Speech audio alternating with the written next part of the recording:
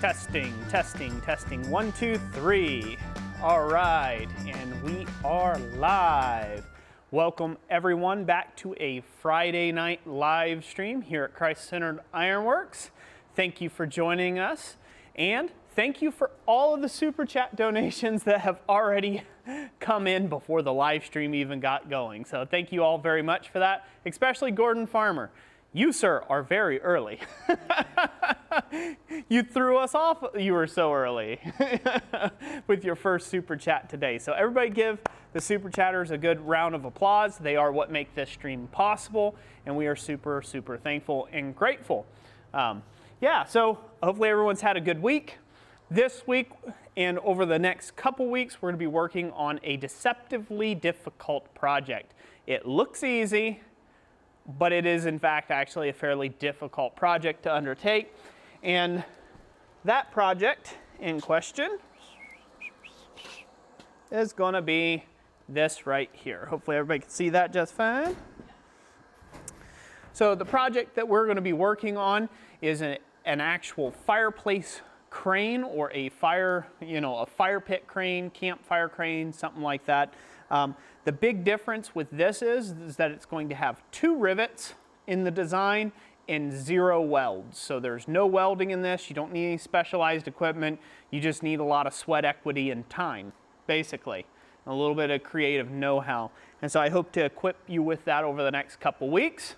So if you want to follow along, watch this video and review, those sort of things, it would be a great thing for you to do so. This is a great project that a beginner, intermediate, advanced level smith can have a lot of fun doing. So be certain to try it out. Try it out, make it for yourself. Hey, make 10 others for your neighbors if you dare, and go on with that. But yeah, so today we're going to be actually working on the main portion of this. As you can see, this is a fairly small piece of steel here.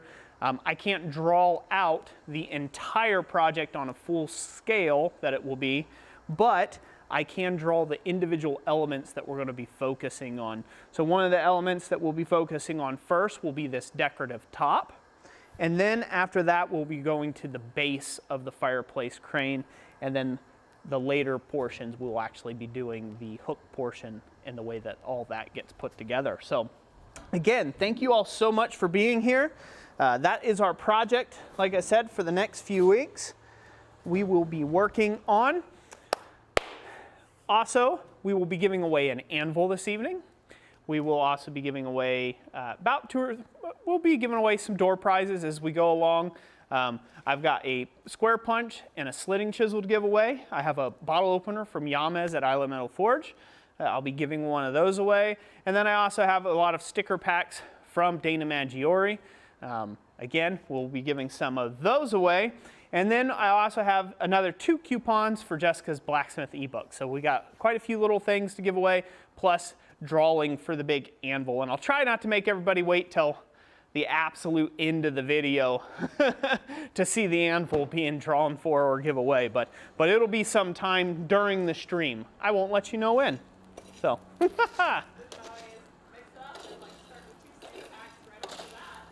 Yeah, we could, huh? Throw out 2 sticker packs right up front, huh? Yeah. What do you think? And thank you to the super chats that come in as I was waffling on. Who we have in the house tonight, Jess, as we get prepped here?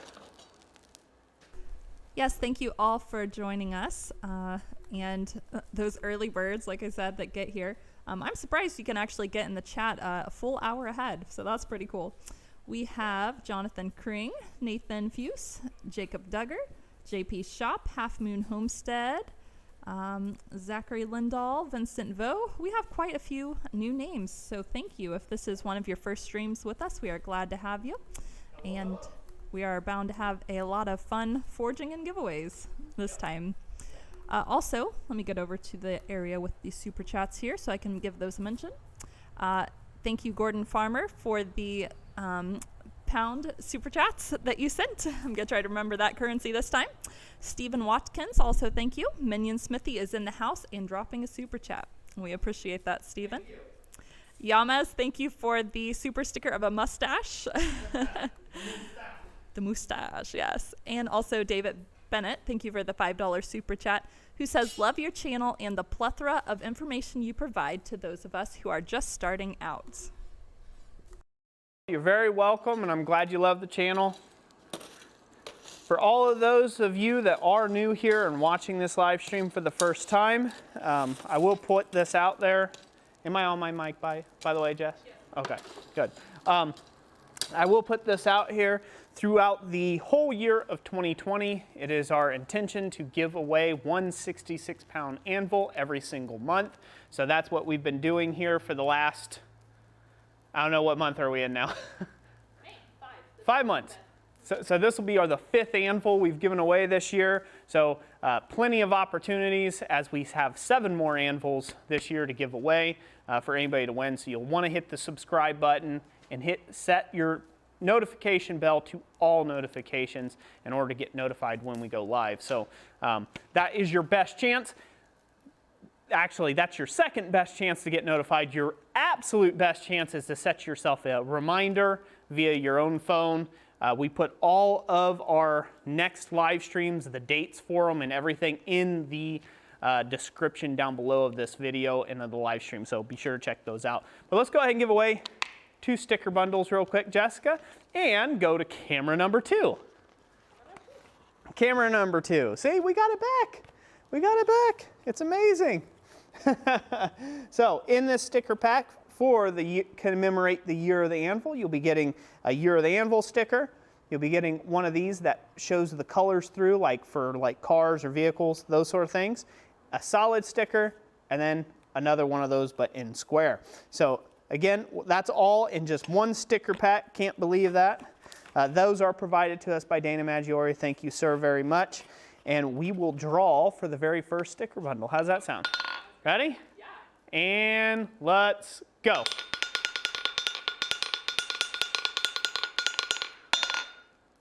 Right. What do you got? This time, let's see, we have Sid Stone who says, wow. Wow. Well, Sid Stone, get with us in the contact section down below. I guess I should have told everybody how this works, huh? All right. So the way that the comments work, the way that the drawing works in our live stream is you just simply have to be here and you have to be an avid commenter in the comment section. And usually we require a phrase of some kind. So you need to have some sort of conversation and dialogue, not just pick me. You have to have some sort of dialogue going on in the comment section, and that's how we just pick you at random. So, so when we start ringing the bell, or the anvil, so to speak, that's when you got to start commenting if you want to take and get in on this. So let's do another one, and then I'll get into the project here before my piece burns up. How's that sound? All right. All right, the winner for this one is Chad Woods. He says, now stop breaking stuff. Now stop breaking stuff. Well, there you go. Chad Woods, congratulations. You're a winner of a sticker bundle. We will be giving multiple more of those away as we go along here throughout the evening, along with all sorts of other goodies. So be sure to stick around and hang out. And thank you all for the super chats. God bless you, appreciate it. But before we acknowledge those, I want to talk real quick before I need to go to my first forging, if that's okay, Jess? Yeah, go. We'll do that. So I've got a material rest, what I call a jack stand, sitting in the background here. Can they see that on the video just fine? To support the end of this bar. This bar is 6 feet long and it's 5/8 in diameter or 16 mil. So for all of those of you around across the pond, I haven't worked on my foots to meters measurements just yet for metric. So just bear with me on that. I'll get better at that eventually. But somebody can comment down below what 6 foot long is in meters and all that other good stuff and jazz. But yeah, so it's a quite long bar, and this is very cumbersome to work on, so it's good to have a work rest set up at the back end of the bar that is matched to the height of the anvil. You don't want it too tall and you don't want it too low because you don't want it to teeter-totter or saunter down. So That's the only real requirements there. You can also see I have one set up over here as well to hold the stock out of the forge. This way I don't have to sit here and hold it while it heats up. Do yourself a favor and definitely do this in your shop. So that's just some of the first things I want to put out there. The first part that we're going to be working on is this top finial. And you can use this in a lot of different things like fire pokers and stuff like that. Any sort of handle ends that you need. And we want this to be really nice and hot. This is 5/8 inch round, and so it's a good amount of mass, and we need to be able to move that material readily. So make sure it's really good and hot, almost a bright welding heat before you pull it out and start hand forging it. So without further ado, I'm going to get after that. We're going to start on the horns. You can go to camera number 2 real quick, Jess. All right. And then when we come back, we'll go to the super chats. So I'm going to work on the tip first and foremost.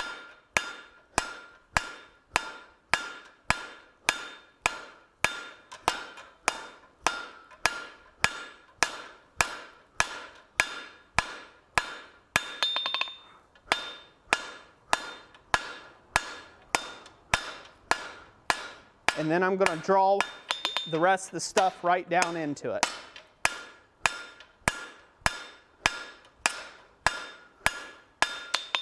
Don't waste a lot of heat. Let me hold on for a second, take a break here in a second. Don't waste a ton of heat and time fixing this up, like dressing it, because you're going to be doing a lot more drawing to this piece. So this is going to look pretty dirty, like a pretty dirty taper. But at this heat, stop wailing on it.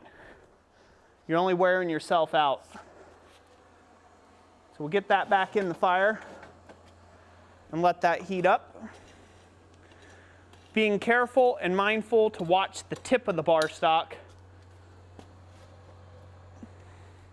so we don't burn it up.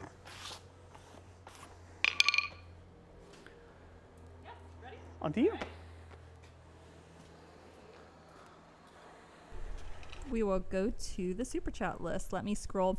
Somebody said we were up above 410 viewers already, which my counter is not updating. So yes, we appreciate that. Anybody who's invited a friend, we really appreciate that as well. We have both Instagram and Facebook accounts, and so we, try to mention when we have the live streams coming up there, as well as a newsletter over at our website. Let's see. Let me back up this list a little bit. David Bennett, thank you for the super chat. Says, love your channel. Oh, no, I read that one. And the plethora of information. Let me go down a little further here. Oddwood Forge, $10 super chat. Says, barn yellow, can't stay too long. Keep doing you. Thank you very much. Thank you very much. Yamez, thank you for the $5 super chat. He says, and the super chats are to help you out with that.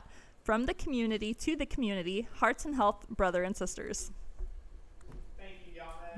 Make sure as these people super chat, as the family on here super chats and does that and supports us and what we're doing and being able to buy these animals and ship them out, give them away, things like that, make sure to give them a round of applause because that's where that money's going. So thank you guys so much for that. Aimless Adventure also followed up with a $10 super chat who said, at work, still be safe and be well. I believe he commented last stream too. He was like on it back in the break room or something. So, all right, just don't get yourself in trouble. Yeah, don't get yourself in trouble on my part. Debaka Maker also thank you for the $10 super chat. Says finally able to get in a little help in. Thank you very much, sir. Thank you, sir. And also Brute Lemon. Thank you for that. For getting that second camera angle back. Yes, we did. As soon as last stream ended, we went ahead and got in 2 extra HDMI cords so we could fix our problem and have our 2 camera angles back. Yep. Thank you all so much. You're all caught up there? Okay. Well, it's getting hotter and hotter. It's not quite there yet. So, so you can take some other comments if you want, but I'll just say thank you guys very much. Thank you for the super chats. Really do appreciate you. Really do. Stowe Creek Forge, thank you for the super chat. He says, love this project. I'm going to make one. Awesome. Awesome. Thank you for the super chat, and I hope you enjoy making it, following along. It's a lot of simples. This is really where the great thing about this project comes in, and this is why I say it's deceptively difficult. And, you know, it'll deceive you. It looks like a simple project, but it's actually a fairly difficult project to get to go right, because since there's no welds in this, it all relies on the wraps to do the holding work. But the wraps on the main shaft portion are actually supposed to be cantilevered in a certain way to where when you take off the weight of the pot, you can slide the bar down to adjust height and then throw the pot back on. And when you got weight out on the end, it binds and it won't allow the whole piece to slide down. So that's where it's a simple in the various elements that you have to make, which is just mainly drawing out viney tapers, which is just drawing out a taper square, then going to octagon, then round, and then turning it into a wrap. That's not too difficult. The difficult parts is putting everything in balance, having all the materials in balance, and for it to actually work. That's the part that will cause you to pull your hair out. So, but yeah, so thank you. I encourage anybody to give this one a shot. It's a lot of fun. So let's go over to the anvil again.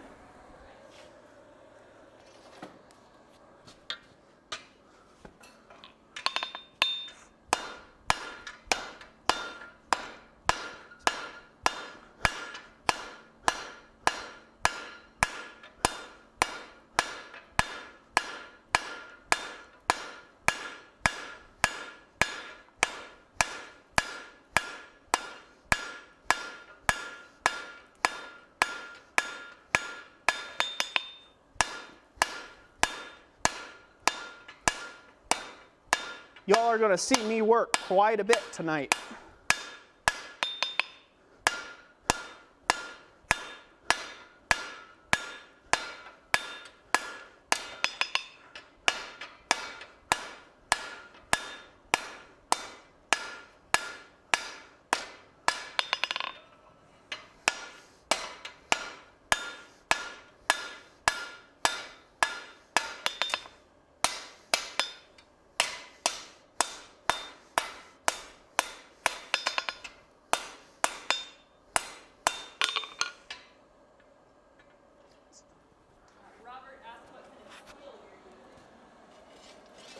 The steel that's being used in this is just, well, to be honest with you, it's scrap steel. I don't know what it is, but it should be right around a mild steel.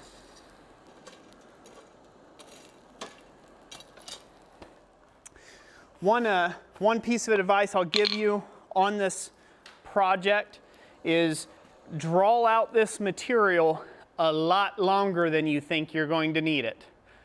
When you're eyeballing it, always draw it out a lot longer than you think you're going to need it, because curvatures eat up a lot of material, and compound curves eat up even more material. So when you're not only curving something in a loop, but then in a spiral too, and making things work, you eat up a lot of material. So draw it out a lot longer than what you think you're going to need.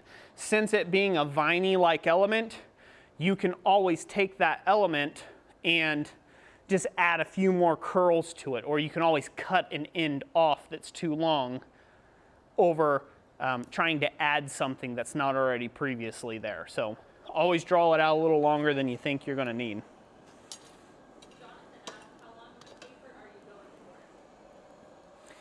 In this particular one, I'm going to go for about 12 to 14 inches. Have a taper drawn over 12 to 14 inches in length. We also have a question from Eddie Bradford, who says, how long would it take you to do this project if you weren't doing it on a live stream? Well, that's a tough one. Probably for this project, start to finish, probably about 8 hours. So because there's a lot of components to it, and if I was doing this project, it would most likely be for a client. So it would have to be, everything would have to be accurate and correct. So, you know, if I agreed upon a size, it would have to come in at exactly that size. If I agreed upon a drawing, it would have to come out looking exactly like the drawing. So that adds a good amount of time. If I was just free-forming it in the shop without a live stream, it'd be about probably 4 hours. So just because I have some added benefits of having things like power hammers, I have a power hammer that I could do all my drawing out on to shorten that time window significantly. And then not only because I have a power hammer to help shorten my time window significantly, but you know, you're not trying to present, answer questions, look at cameras, change angles, give things away, stuff like that. So it shortens it up quite significantly. Plus, if I just need to run real quick over to the other side of the shop to grab a tool, I just go run over there. Whereas when you're presenting, you got to have everything close by in front of the camera. So those are just some of the things that kind of go into it. We're ready for another heat. And thank you all so much for the super chats. Have I acknowledged all the super chats last time? Yeah. Okay, we'll come back to it right after I continue to draw out here.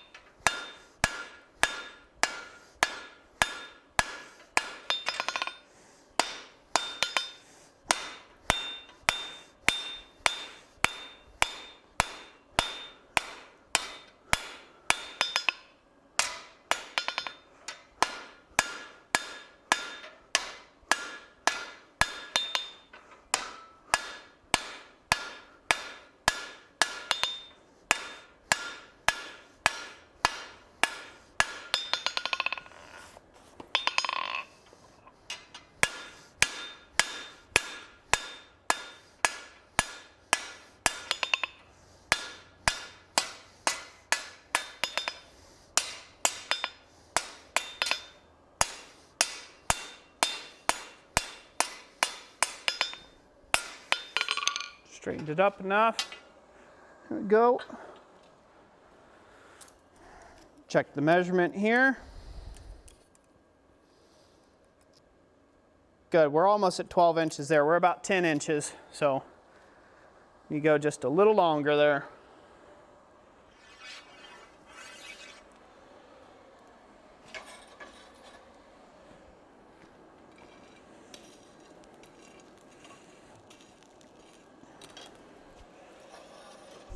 While it heats back up, I will say greetings to a few people, and we will get caught up on super chats. Carson Hickson, welcome. Dane Rich, Joel Sims, Sculpty Works, Mountain Critter Creations, Brute Lemon. I think I said hi to you earlier, but hello again. Thank you all for joining us. Thank you. Let's see. Rusty Hubcap Forge, thank you for the $10 super chat. And his comment was Hubcap 11. So it almost sounds like a little bit of a hashtag right there. Also, Robert Green, thank you for the $2 super chat. He says, keep up the good work. You help a lot of people. Will do. Thank you very much. And of course, the fuchsia super chat. Everybody's like, is that pink? Yes, it's fuchsia, according to YouTube. Fuchsia. That came from Rusty Hubcap Forge as well. Thank you for that, sir. Thank you very much. Fuchsia. Now Pink. And now, yep, that one's Yama's. He says, my guess on Roy's favorite food is orange chicken. Nope. Huh? Whatever you make, babe. Wink. That's how you answer, gentlemen. That's how you answer. Oh.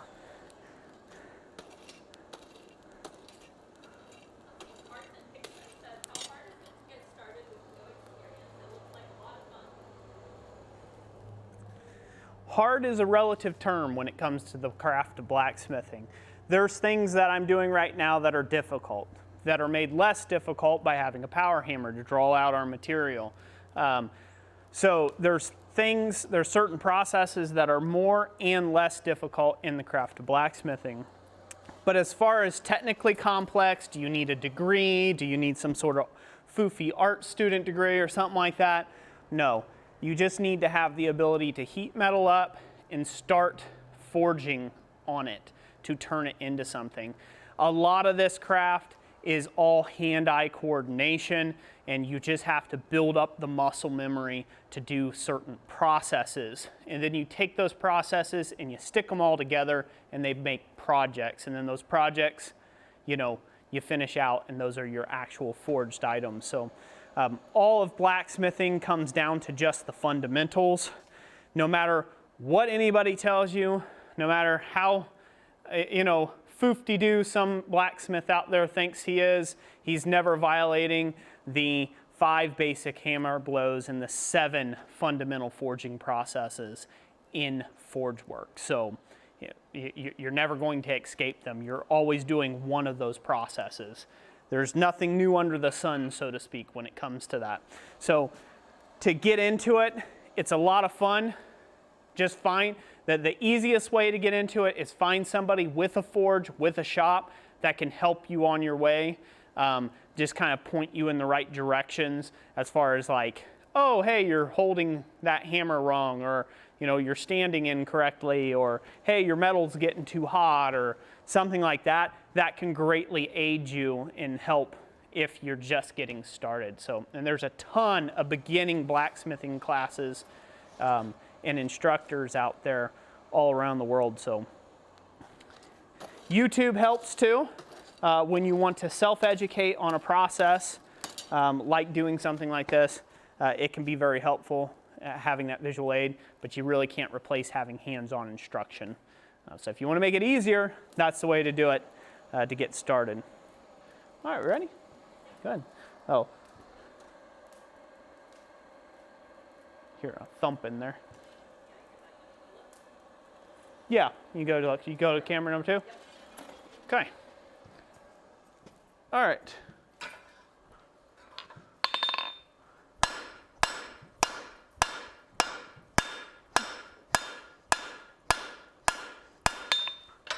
We'll just continue to hammer this right on out.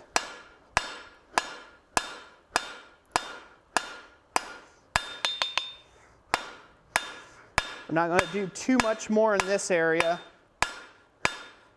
because I'm going to work it down into the rest of it here, but that's going to be just fine the way it is. It's about the right thickness I'm looking for. So now to clean up the square, you give this, move that thing over now.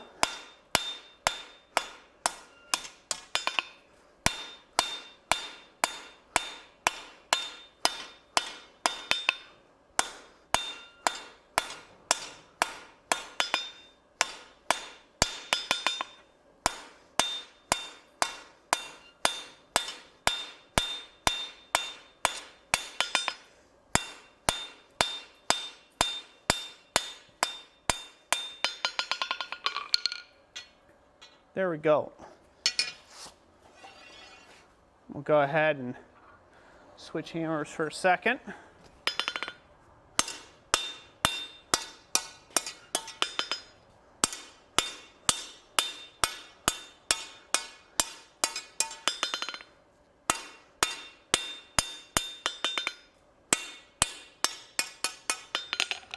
That planished up a little bit. There we go. That should be about where 14 inches should look like once we draw that out. Yep, once we draw out the excess material here, we'll be spot on. These are not critical measurements, by the way.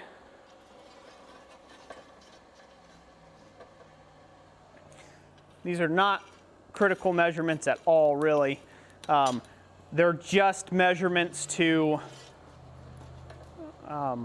how do I want to say, they're just reference measurements. You can draw it out a little shorter. It'll be a little less graceful of a thing. You'll have a fatter kind of scroll around it. I'm just drawing it out so long because I want this nice, it's going to have a nice tight loop, but it's going to have a really nice graceful, you know, wrap, if you will, right on down the piece. We have a question from Jonathan Kring who says, rookie question, why are you running the taper on the horn and not the anvil body and just hold the steel at an angle? So the purpose of great question. The purpose of doing it on the horn is the horn acts as a bottom fuller. So it is a curve, so that means it has an apex at the top, and that apex puts less surface area of contact on the bar of steel, which then allows it to be drawn out more expediently. Just running the thing kind of diagonal across the anvil top will support more of the work, but it'll increase the surface area of contact. Because what we want to do is we want to move the material, not just the hammer. We don't want to move the hammer, you know, back and forth and things like that. Ideally, we want to move the material. Now, this piece is so long that it's a bit of a struggle to move it back and forth as we hammer on it by hand. So you will see the hammer occasionally move back and forth on the piece. But yeah, it wouldn't benefit you to do it on the flat of the anvil to draw that out. Now, shorter length drawing out operations, it's worth doing on the flat of the anvil, and you don't really have to worry about the horn. I only use the horn when I need to draw out something at length. Hopefully that makes sense to you and answers the question. This is good and hot, so I'm going to come back out, Jess. I'm going to work on the tip here. Okay.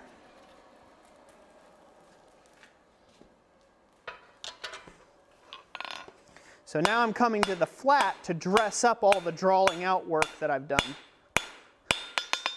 And to draw that small tip down a little further, because I want it to be a little thinner out at the very tip.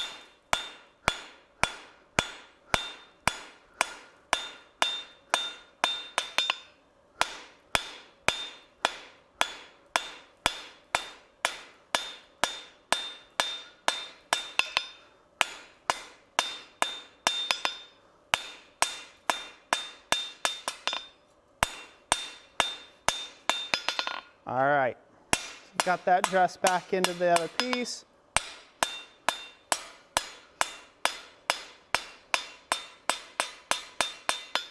Dressing out any little hammer marks I've got in it to a degree. And now we're ready to turn it on the diagonal and start rounding this thing up. Not bad for 5 heats, 4 heats. Yeah. So starting at the tip of the piece and working back is how we'll work now. I find that that's helpful for me, at least, to start at the tip, the smallest end, round it, and start working back progressively into the piece. I find that you get a little cleaner and smoother finish that way for myself. So to kind of always be stepping up in material size. Questions, Jess? Comments? Yes, we have a question from My Deja Vu who says, what's the worst injury sustained while being a smithy?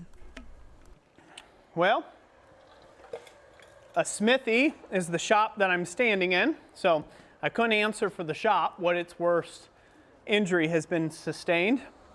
But the smith, which is me right here, the worst I've probably sustained is, I can't show it here, it won't show up on camera, but I've got a scar from about right here at the joint of my wrist down to about my first knuckle, where I had a molten piece of slag get down my glove and rolled down in there and got a pretty nasty burn. So really, really heavy burn. There's also a question a little bit earlier about somebody was saying they could only forge for about 3 hours. So do you have any hints or tips on building up endurance for forging? I guess there's quite a few things there that I could suggest. Really just listen to your body. You know, just like any exercise, it takes a while. This is a very physical craft. So start small, don't overtax yourself at first, and then slowly add more repetition to your diet of forging there. That's kind of think of it as an exercise routine. You know, you don't just start benching 350, right? Like, we don't do that. We start in just benching the bar. And then we move up, if you're like Roy, to the big man's weights, 20 pounders on each side. Woot, woot. You know, so that's one of those things. If you're experiencing a lot of fatigue or pain while you're forging, that is because you're most likely doing something wrong. Whether you're bent over, if it's in your back, you're hunching more than you should, or you're tensing up. That's a tendency of a lot of beginners when you're first getting started, is to tense up while smithing, because you're trying to make sure every hammer blow is exactly on point, and you haven't learned to breathe yet, you know, and relax and kind of let the hammer do the work, and then make your small corrections on the rebound. And then a lot of problems come down to is just death white knuckling the handle, just death gripping things and doing punching kind of blows like this. Those things wear you out a lot quicker than if you have a nice relaxed smithing stance in forging. Without being able to see you forge, I couldn't really tell you, you know, accurately or correct that. If you've got a local guild that you can get by, a blacksmithing guild, and go watch some of them and maybe ask somebody to observe you and give you some pointers, that would be probably the best there. But that's about all I can answer on helping with forging fatigue. I get fatigued. I can smith. The longest I've smithed is like forged, full out forging, was about 14 hours straight. And that was enough. I was out for about 2 days after that. So that it was just, I way overdid it. My arms were killing me. Everything was killing me after that. So your body does have limits. You're not a power hammer. You're not a press. You know, you are a human being, and your joints will eventually wear out doing this. So you have to kind of work yourself into it. The better you get, I'll give this piece of advice, the more efficient you become at doing things, the more accurate your accuracy of your hammer blows becomes as you're doing this, the better off your forging times will be. So instead of something taking you 5 hours or 9 hours to get completed or across 3 or 4 days, it'll take you 2 hours in 1 day to get done, because you're more confident at the anvil of the processes that you need to do to make it work. So, all right, back to the anvil real quick.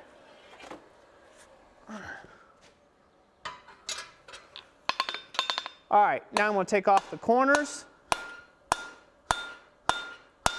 as far back as I've got heat. So putting it up on the diagonal.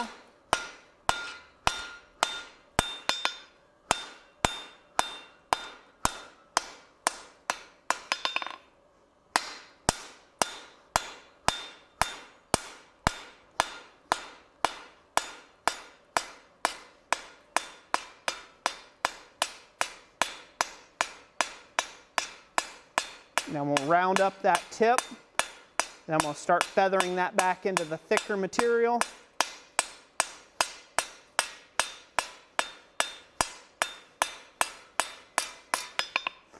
Again, this is going to be more organic and viney, so we can leave it a little bit on the rougher side. It doesn't have to be perfectly smooth and round, but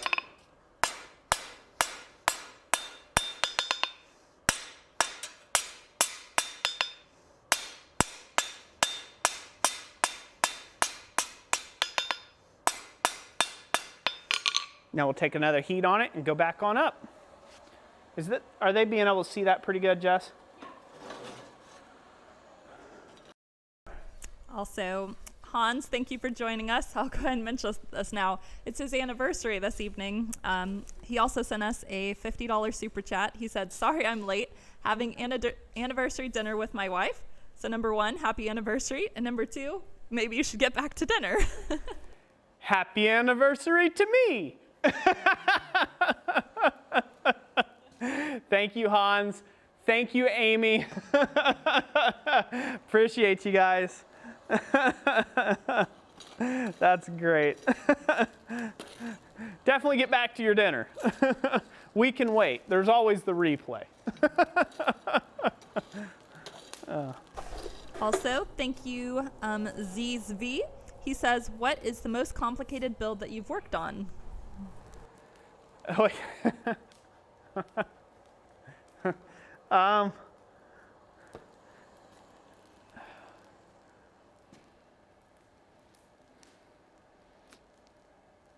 So over the course of the 8 years that I've been forging professionally, I've worked on over 4,000 pieces. So it's hard to pull from those, but I would say probably one of the most visually complex pieces that I had to try to do was a bowl stand. It was a stand.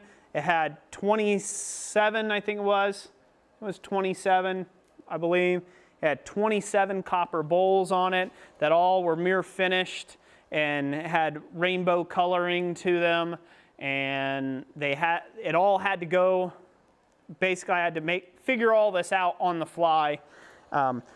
Everything had to be broken down and put in 5 different packages for transport to Australia. So I just couldn't construct it. I had to make everything to where it could be assembled later on and still look the part like it was supposed to be. It had a pure silver finial on the top, and then a pure zinc one as well, and then it had 2 interchangeable bases. So that was the most visually complex, I think, piece, and probably most complex piece. As far as the most difficult piece I've ever worked on is probably upcoming right now. I'm in the process of working on. It's a custom hammer that has a lot of high relief chasing and engraving work in the side of it. It's a very Baroque hammer. So been working on that for quite a while now, and so that will probably be the most technically challenging thing I have worked on thus far. Another question along those lines from Kevin Jeffcoat, who says, what is the one build that you are most proud of? I would say probably my door lock that I made. It's like a 17th century styling door lock that I made when I did an internship with a master locksmith, Tom Latney, up in Pepin, Wisconsin. That's probably that's my pride and joy as of right now. All right, let's go. Anvil, please. I'm gonna start holding this thing by hand now that we're back on the end a little bit. Back away from the end.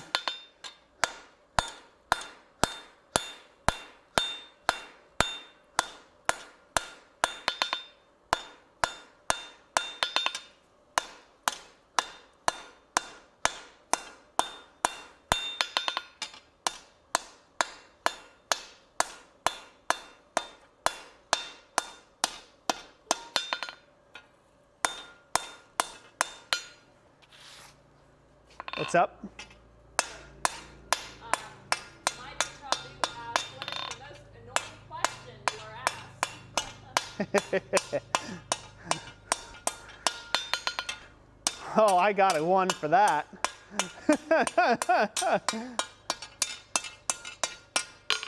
So probably the most annoying question that I get asked now is, have you seen the TV show?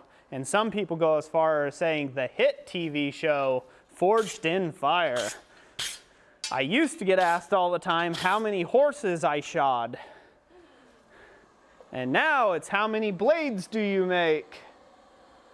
And I'm waiting for all of those people to go away. And I can get back to the true art of blacksmithing. See, if I was a politician, I'll tell you right now, I would so be in hot water all over the place. There'd be memes and headlines and news articles, and I tell you what, it'd be everywhere.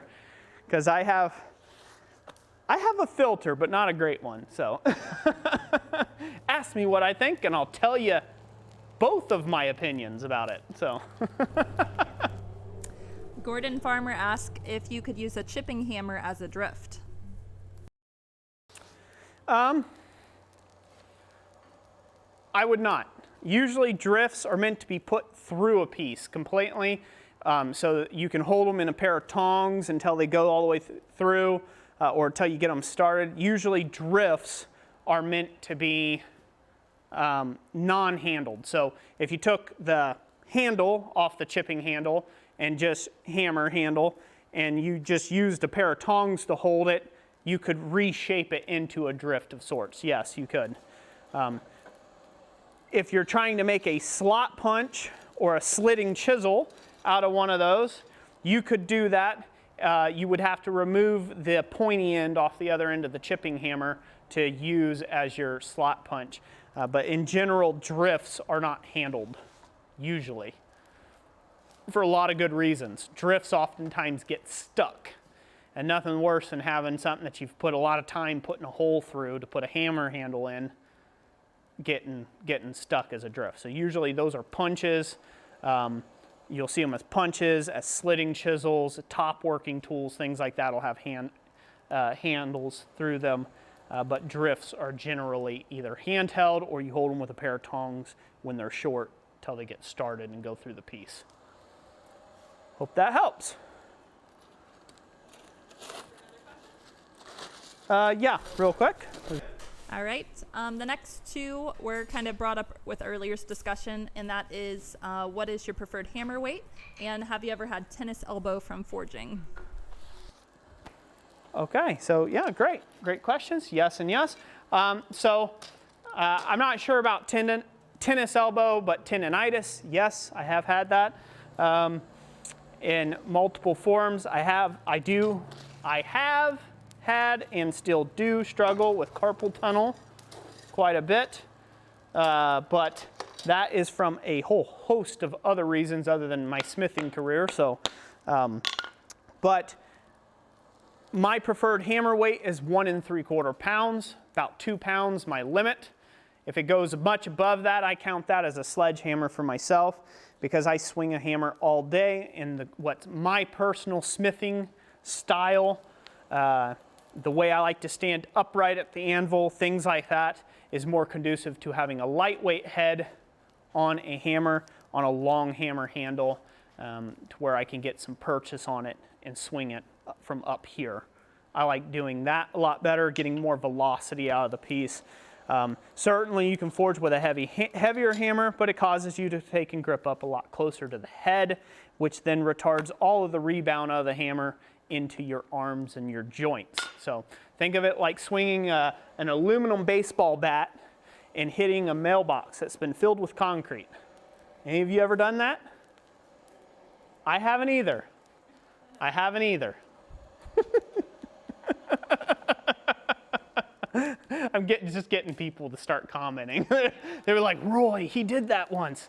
No, but if you've ever hit something solid like a rock with an aluminum bat or something like that, you feel all that kinetic energy come through, and it rings you, right? Like it'll ring you. And you're doing a similar thing if you're holding a hammer clear up here. So there's a reason why hammers have evolved to this point of having a handle in the first place. So use the handle. When it comes to, when it comes to the tennis elbow, I have never been diagnosed or anything with tennis elbow, so I really couldn't tell you on that one. But I have done stuff where I've had too tight of a grip, and like my arm would just throb all the way up into my shoulder, would just throb constantly when I first got started.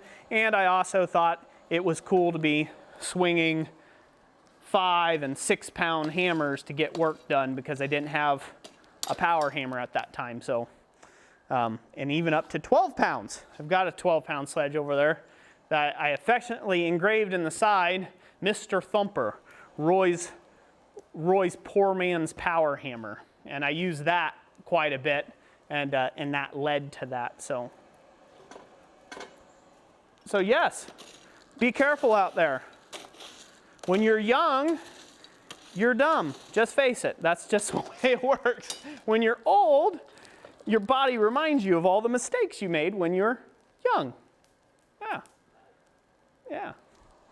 Every time I was, when I was a skater and I was doing skateboarding, every fall, I guarantee you, I feel now. I'm not even that old. I'm not even that old yet, but I feel every last injury I ever had, so. Dislocated shoulders, cracked ribs, broke toes. Yeah, feeling them now.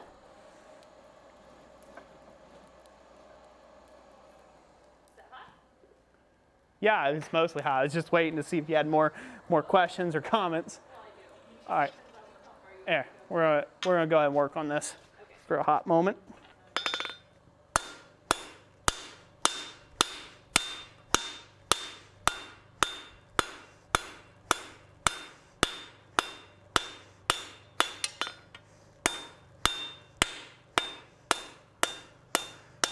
So when you're cleaning this up, it's going to take a few heats to do this.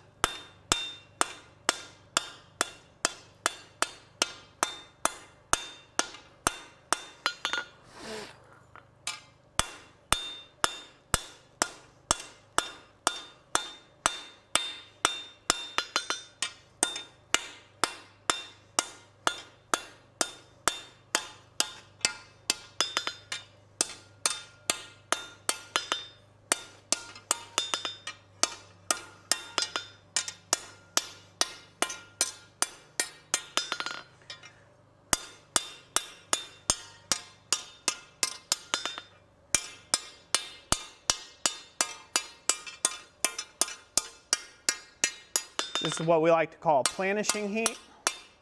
It's where things are just dark enough. On camera it might look really black, but things are just dark enough to support the lows while the highs are still hot enough that you can force them down into the lows. So that's a planishing heat.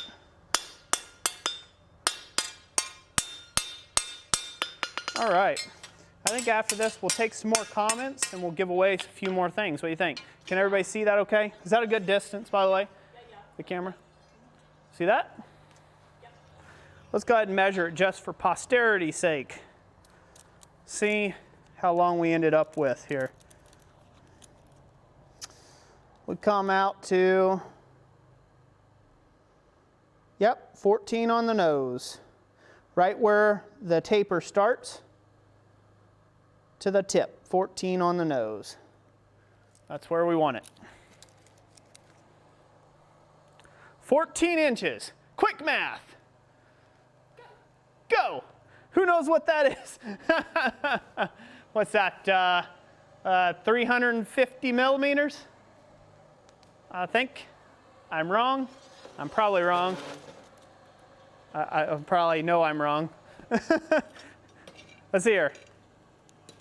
250 millimeters would be 10 inches.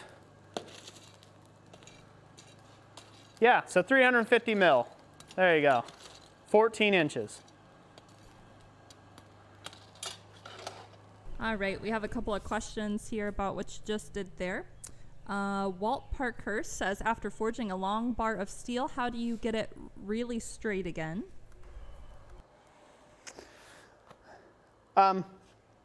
To get a long bar of steel really straight again, it's hand-eye stuff. I mean, it's mainly eyes. You just look anywhere that there's a bump. Wherever there's a bump, a curve, this is the valley, this is the mountain peak side of that. Can they see that on my chest there? Okay. So this is the valley, this is the mountain peak. You don't want to hammer on these parts or the valleys. You want to hammer on the mountain peak. So that goes up, facing you on the anvil, and then you hit it down flat against the anvil, and then you stop hitting it. And so you're just looking for those mountains to hit flat to the anvil, if that makes sense. So it's really just a process of taking your time and working evenly. Now, if you pick up or push down on the bar stock as you're hammering, you're just going to be bending it back and forth and back and forth and back and forth and back and forth and doing that. And you'll be chasing those bends all over the place. Likewise, if you hammer, once it hits the anvil, that mountain peak flattens out, and you hit it again, it bends the opposite direction. Because the force is supported underneath, there's more surface area contact underneath the anvil, on the anvil here, okay? And then you're putting a high point of force, so less surface area contact here, so it makes it want to bow up. So it'll bow up. So it's really important when you hammer it down to the surface of the anvil to stop hitting it. So when you take that mountain peak down, quit hammering on it. If it's not down all the way yet where it needs to be, obviously you keep whacking on it until it contacts the anvil. And you'll get a register feel. It'll be like duh, duh, and you'll get a little bit of a rebound once it meets the anvil face. And that's how you know you stop hammering on it. This is hot enough for me to work on again.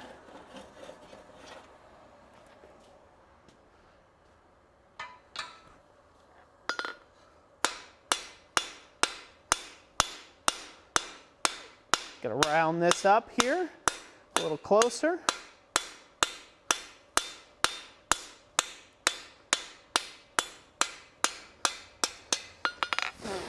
Another way of doing this is what we call progressive forging or forging progression. You want to be able to know that you're overlapping your hammer blows.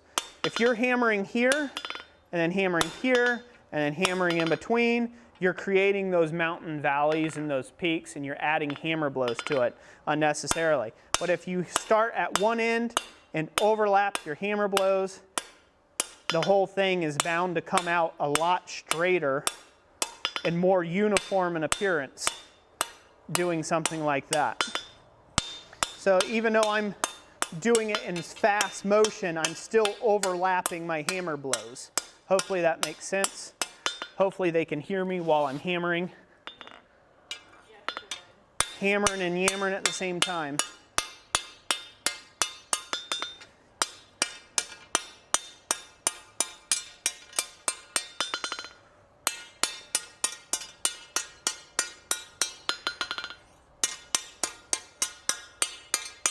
Well, there we go.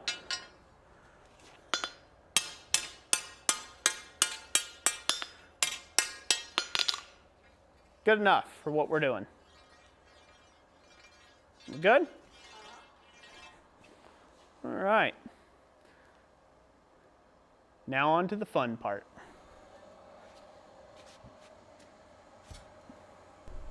By the way, Rob Huff sent a $2 super chat who says, love from Brian, Ed, Jamie, and me. See you soon.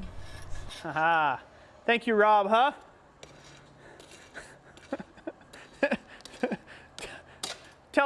Tell Jamie, Ed, and Brian, I mean, they could chip in more than $2.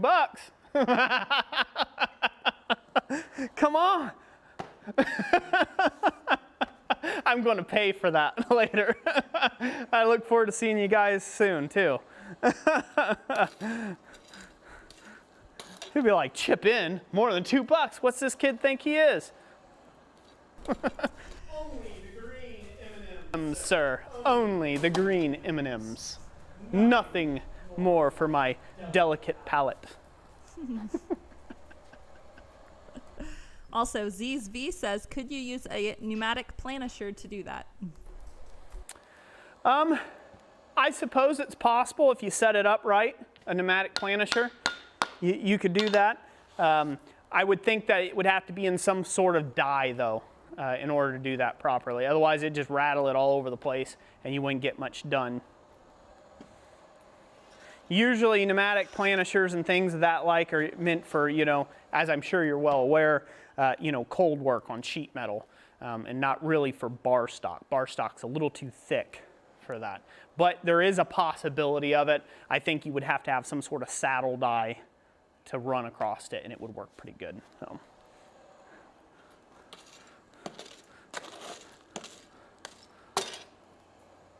Also, there was a question from viewer Mama Drama who asks, you started with a round bar and then you made it square and then round again. Why did you do that? Because that is the most efficient method to come to a taper. If you hammer stuff in a spiral, it doesn't really come to a taper very quickly. You lose a lot of energy to the mass of the piece. By compressing it down, you can keep everything even as you're compressing it down into a smaller shape or drawing out the material and then round it up later in the finishing steps. If you're trying to keep it constantly round as you're going, you're spending a lot of effort to keep it constantly round while trying to pull out the taper. So it's more efficient to pull out the taper first, then go to octagon, then take off those corners of the octagon to turn it to round. It's a lot more efficient that way. So it's an efficiency thing. And this piece is hot, so I need to go ahead and smith on it here. All right, next step. Great questions. So next step, we're going to turn this into a loop. Use a little anvil action there to help bend it. Then I'm going to use a rawhide mallet so I don't have to hammer on this portion here.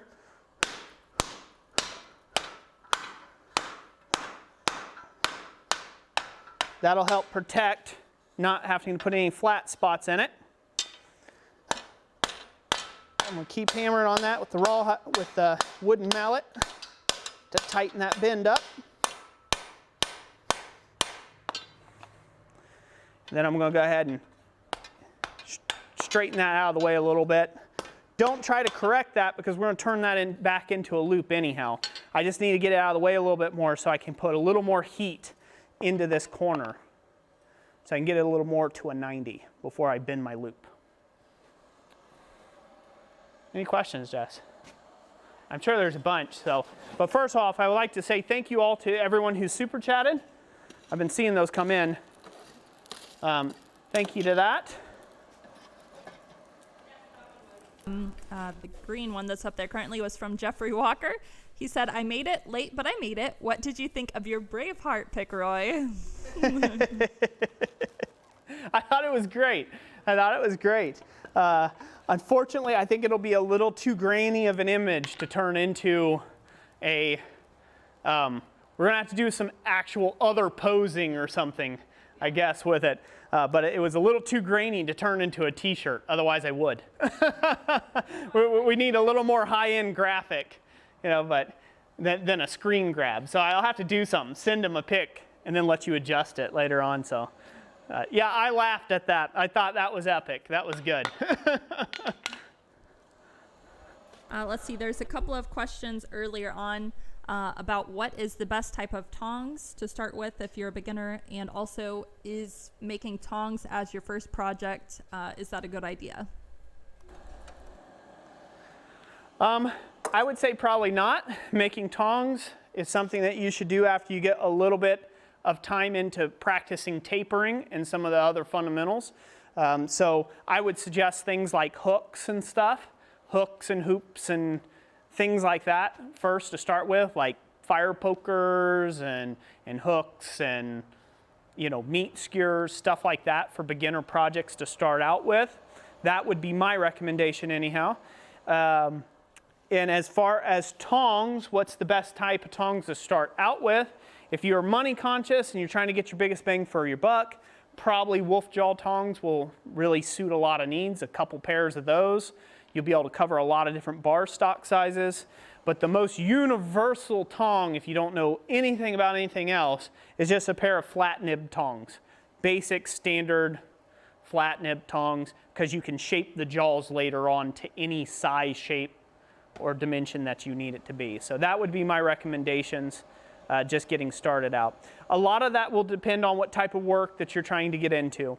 If you're trying to get into blade work, you need flat jaw tongs, and you need bladesmithing tongs quite a bit, and very few bar stock tongs to get into bladesmithing work. So where I have a need for bolt jaws and all sorts of other weird jaw tongs for specialty purposes, you doing bladesmithing, you won't necessarily need that. I don't know if you're doing bladesmithing or not.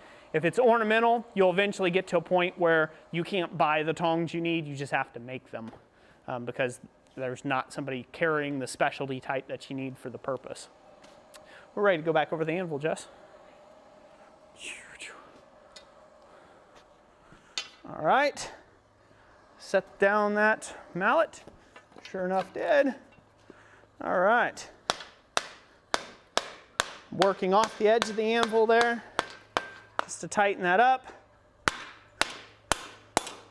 Straighten that down. Good, good, good, good.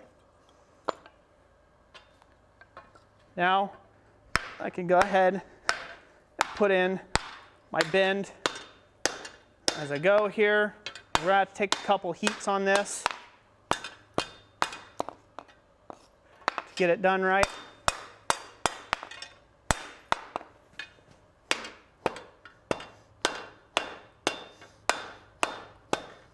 Don't be afraid to go out further on the horn. Get that good and hot again.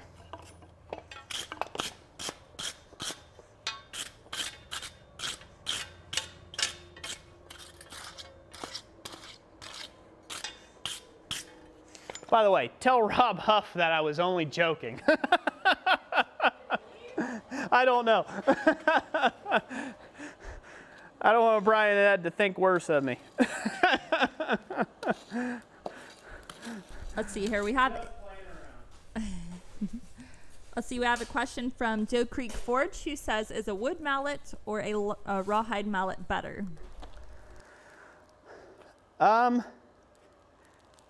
Neither. I like rawhide mallets, which I was given one. Very nice. It's a little too small for what I'm doing right now for this project.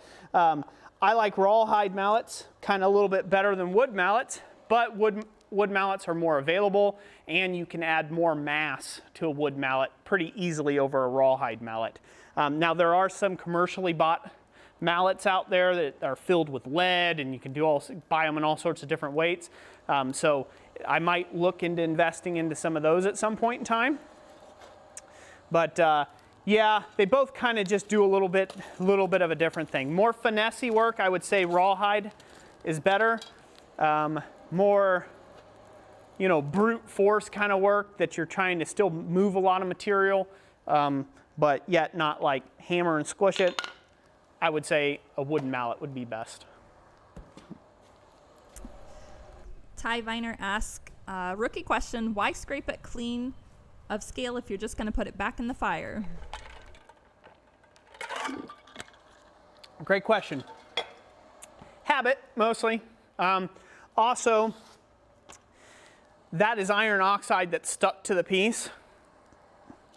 So it is iron oxide that's stuck to the piece, and if it's just clinging to it and you rake it off in the fire, it becomes more clinker in the bottom of your fire.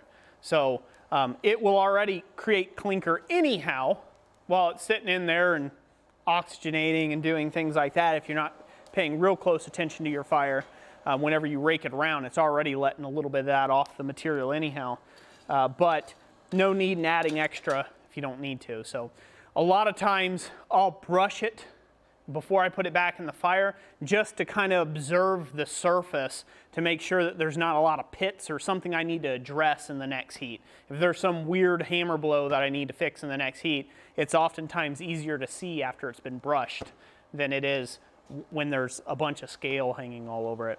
It just leads, I believe it leads to a little bit cleaner, a little bit more cleaner and tidier work. So let's go to the anvil. And thank you all for the super chats, whoever did those. All right. So on around and around and around we go. Like I said, curvatures, they suck up material, folks. That 14 inches is going to be used up pretty quick.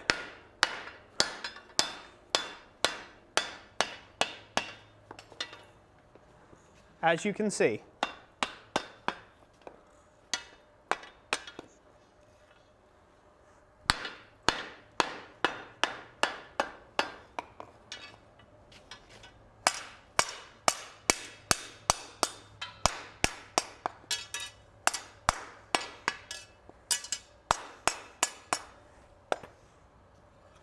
So like I said, just giving it a quick brush helps take off some of that excess scale that you'd rake off on the fire, but more importantly, it gives me a chance to look at the surface and make sure I haven't inundated it with a bunch of hammer marks or things like that.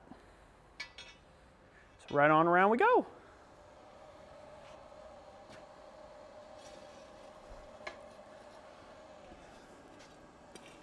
Great questions tonight, by the way.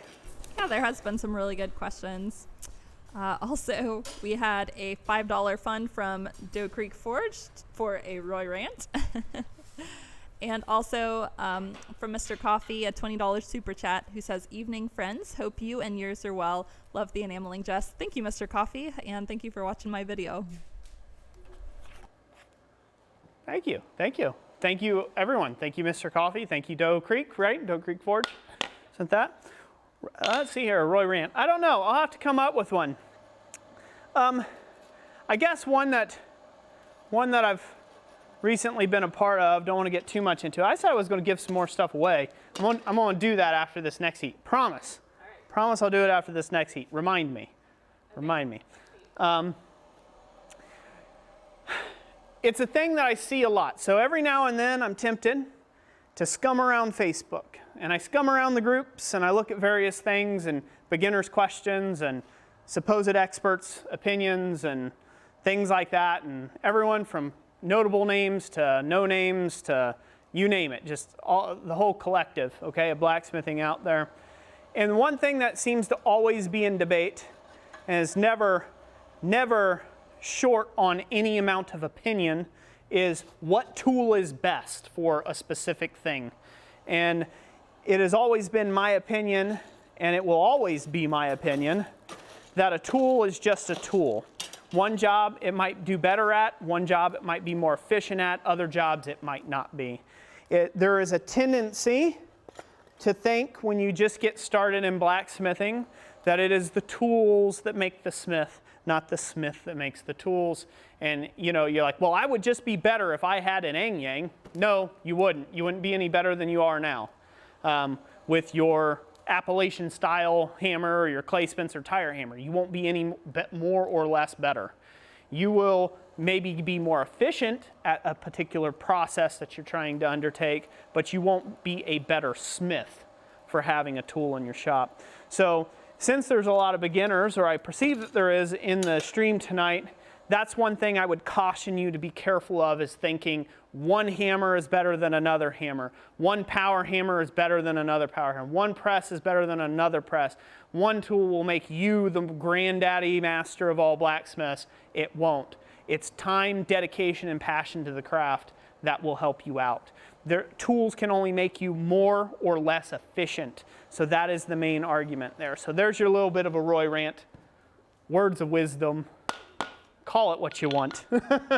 There it is for you. I was paid for a rant. There you go. You got it. And thank you for all the super chats, by the way. God bless y'all. All right.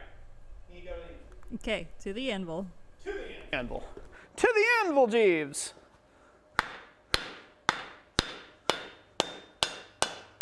Holy smokes, Batman.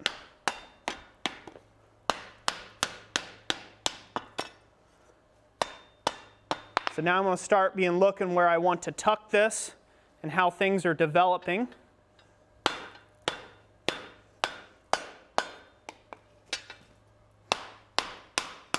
To get a nice smooth look and curvature to this piece. Very nice.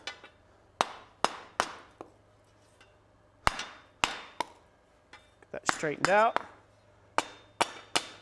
So there's our first cross.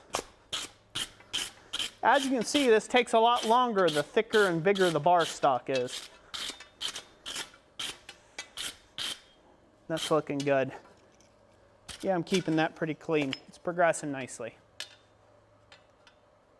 So there's the end.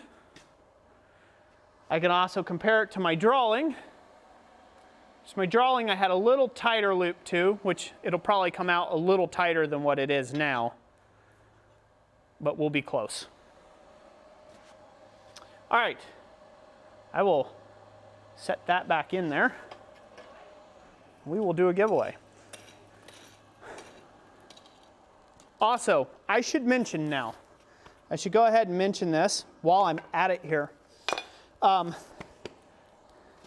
The amount of scale that you're seeing on this piece is not a normal amount or a healthy amount of scale of pulling this thing back in and out of the fire.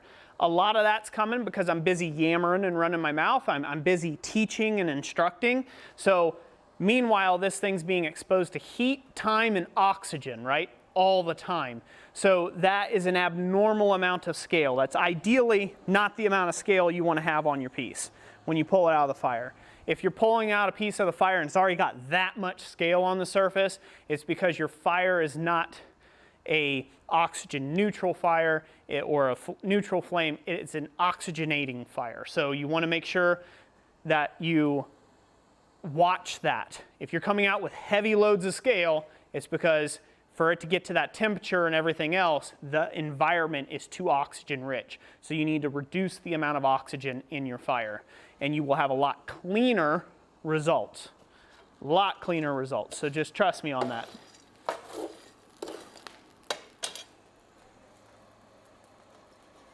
All right, let's give away something. All right. Before that burns up. Let's give away a square punch. And how about a bottle opener? Sounds good? Sounds good. And then where are we at, Jess? 625. 625? Good. Hey, you know what? I'm doing good. Number of people, can't tell you. Somebody said over 300. Or 300 people, huh? Cool, cool. All right. So we'll go ahead and draw.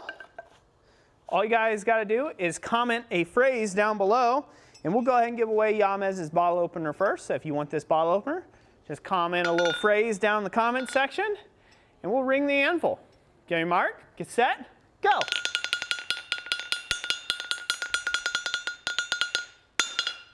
All right, this one is going to SculptyWorks, who says, "Don't burn your steel."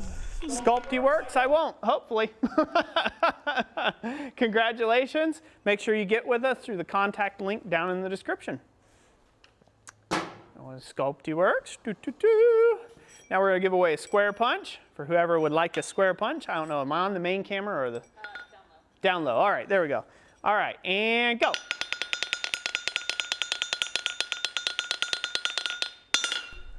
All right, this one's going to Kyle Suela, who says, "Been making a lot of hooks lately." Awesome. Kyle Suela? Yeah. Yeah, congratulations. You are the winner of that square punch, sir. All you got to do is contact us through the contact link in the description. All right. Let me go ahead and take this heat. Okay. All right, so we'll go back to the, you'll stay at the anvil cam, I guess. Thank you to everybody in the stream tonight.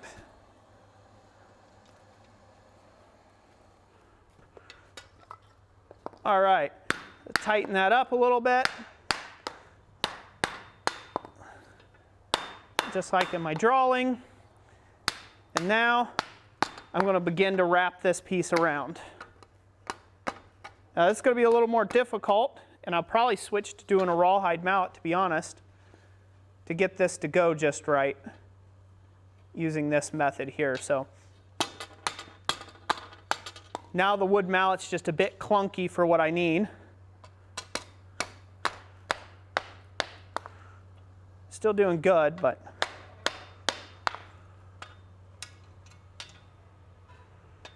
looks good. Need to get a lot more heat on it.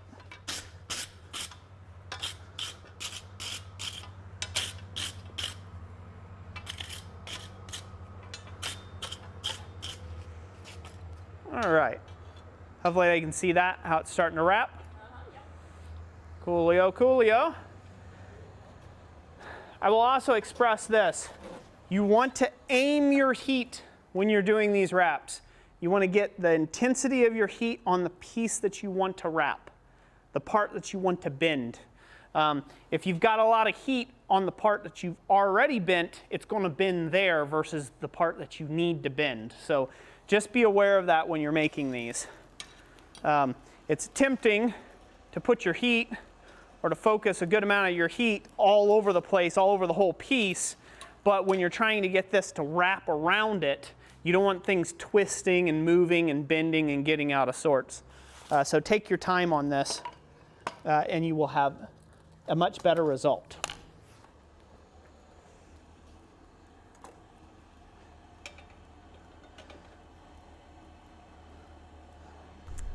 Dana mentioned, is Roy going to show off the new stickers? We didn't put them over here in this area, but we did get them. So we did get them. We appreciate that very much. Also, happy birthday, Gabriel. He says, this live show is the perfect birthday present for me. So yes, all kinds of events happening, anniversaries and birthdays. To Gabriel. Welcome to another year of life, sir.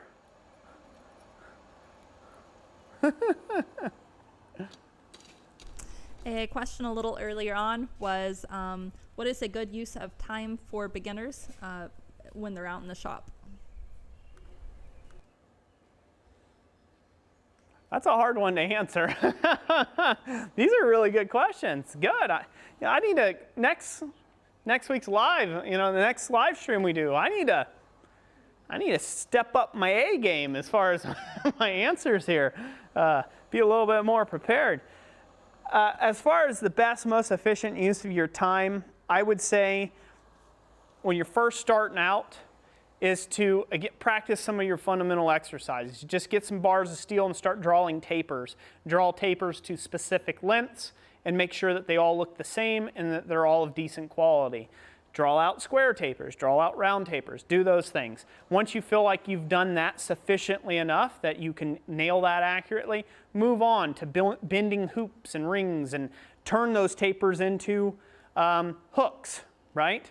Turn them into little rat's tail hooks, right? And then the next time you're in the shop, go ahead and spend the time, practicing twists, things like that.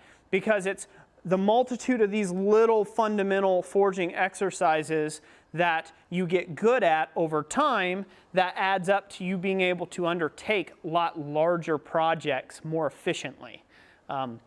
Oftentimes as a beginner, and as I did this too, I just wanted to get in the shop and I wanted to make everything I saw the big guys make, right? Like everything I seen everybody make out there. And again, that led me to thinking, oh, if I just had a power hammer, I would be as good as that demonstrator at Quad State. No, that demonstrator at Quad State has 15 years of experience under his belt, or 25 or 30 years of experience under his belt doing things, and he was working on a freaking, nozzle, right? Like forging this giant hammer. Like I don't have a nozzle at my shop, right? Like, not that it wouldn't be possible, just not with the same amount of ease that they make it look like. So a lot of those guys that you see demonstrate, they have built up over time, learning all those processes and then putting all those together on a much bigger piece. So if you're just getting out in the shop to fool around, to have fun, to practice, do that. That's why I'd say focus on your fundamentals as a beginner. You put the work in up front, it'll pay off a lot later on down the road. All right, this is hot. Let's go to the anvil. Great questions. All right, so now I need to support the work piece in direct line of where I'm hammering, if I can, and get this thing to come around.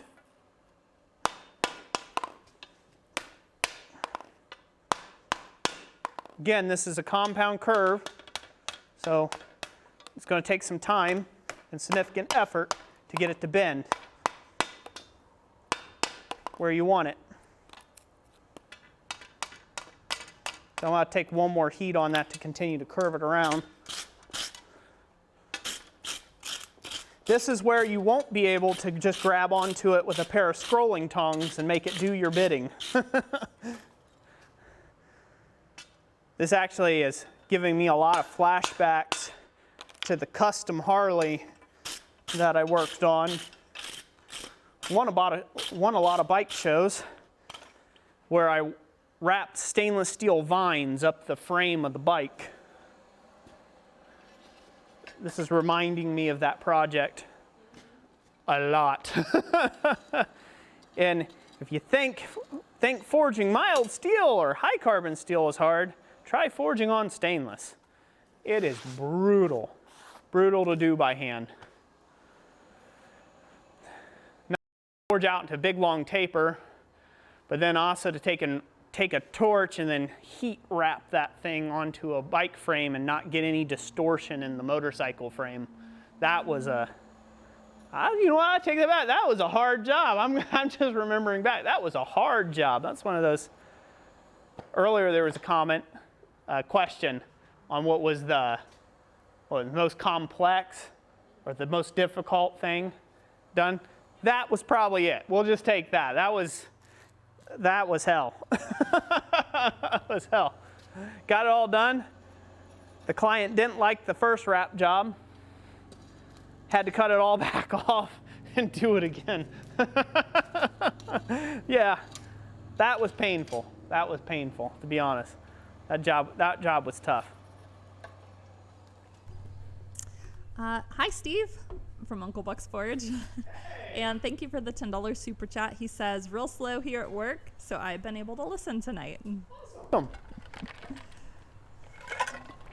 Also, Gordon Farmer had a question for you, and it is, could I use grip tape on my hammer for more grip? Bad idea. Don't. Stay away. You don't want you don't want a grippy hammer handle. That's just going to rub the calluses or any hope of having calluses on your hands right off until the grip tape gets smooth from your bleeding palms. Don't do that. That's a bad idea. Actually, my main forging hammer is almost hot enough to work on here, so I'll just talk about it here for a second. Go down to camera number 2. Hopefully you can see that. See that sheen? That started off as like just a regular hammer, store-bought hammer handle. I've polished that with sweat equity from my hands. It's just gotten to the point now that it's super comfortable to use all day and not tear up palms. So don't wax it. Don't put sandpaper on it. If anything, you want to have a nice slicker hammer handle. Your adjustment, you shouldn't be gripping tight.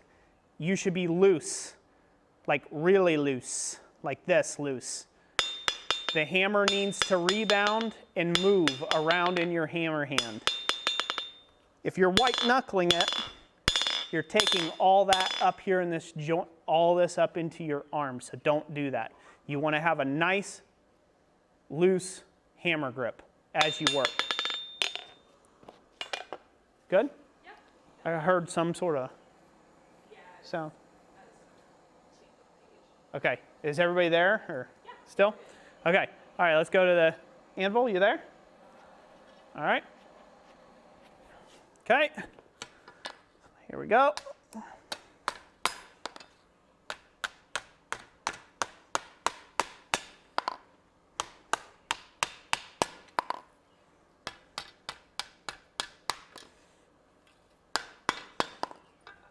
If you don't like how tight something looks, you can always tighten it up later.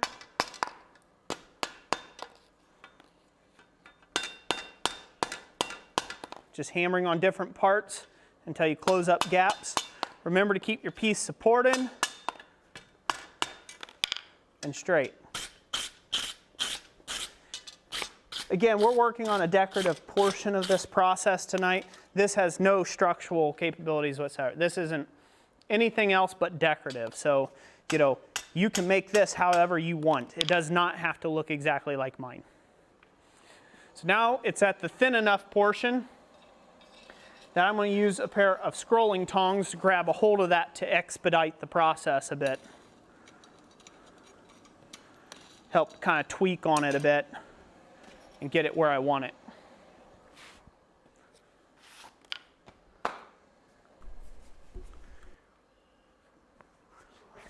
We ready to give away another tool? Yeah.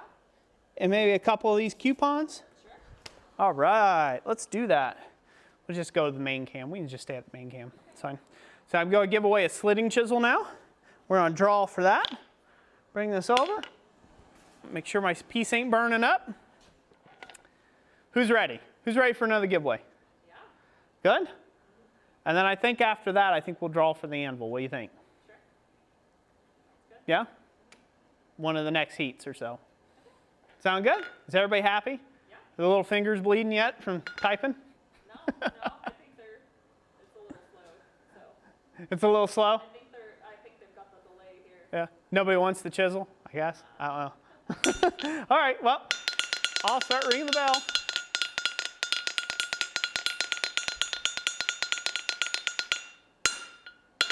All right, this is going to Mace Man, whose comment was, sucks that most store-bought hammers have polymer/fiberglass handles. It's awful. I can agree. I tried one of those earlier on in smithing, and I didn't like it over the wooden hammer handle. So that was my own personal experience with them. But you can use them if you like them. So, congratulations. Metal Mace Man, congratulations. You won the little slit and chisel, sir. All you got to do is get with us to the contact link in the description. All right. And you also might want to outline the anvil giveaways for the... I'll just go ahead and say it. The anvil giveaway... Okay, go ahead then. Good. Yes, the anvil, if you are unaware of the rules, we did outline those down in the description below. You know, again, you don't have to do anything to enter other than to leave a comment, and we are looking for a phrase. And also, the anvil is going to go to somebody in the contiguous 48 states because we are having it shipped directly from the manufacturer, and that's the only way that they'll send it is or continental United States. So if you happen to enter your name in the drawing and you're not within the United States, that kind of, we'll have to draw somebody else. Yep. So we're getting ready to draw that now? No, we'll do that after this heat because now it's hot and I'm gonna have to do something with it. So before we move on.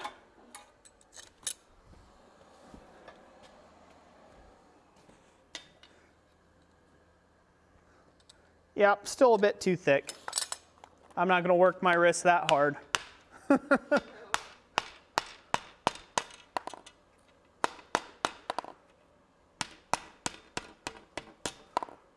Good enough.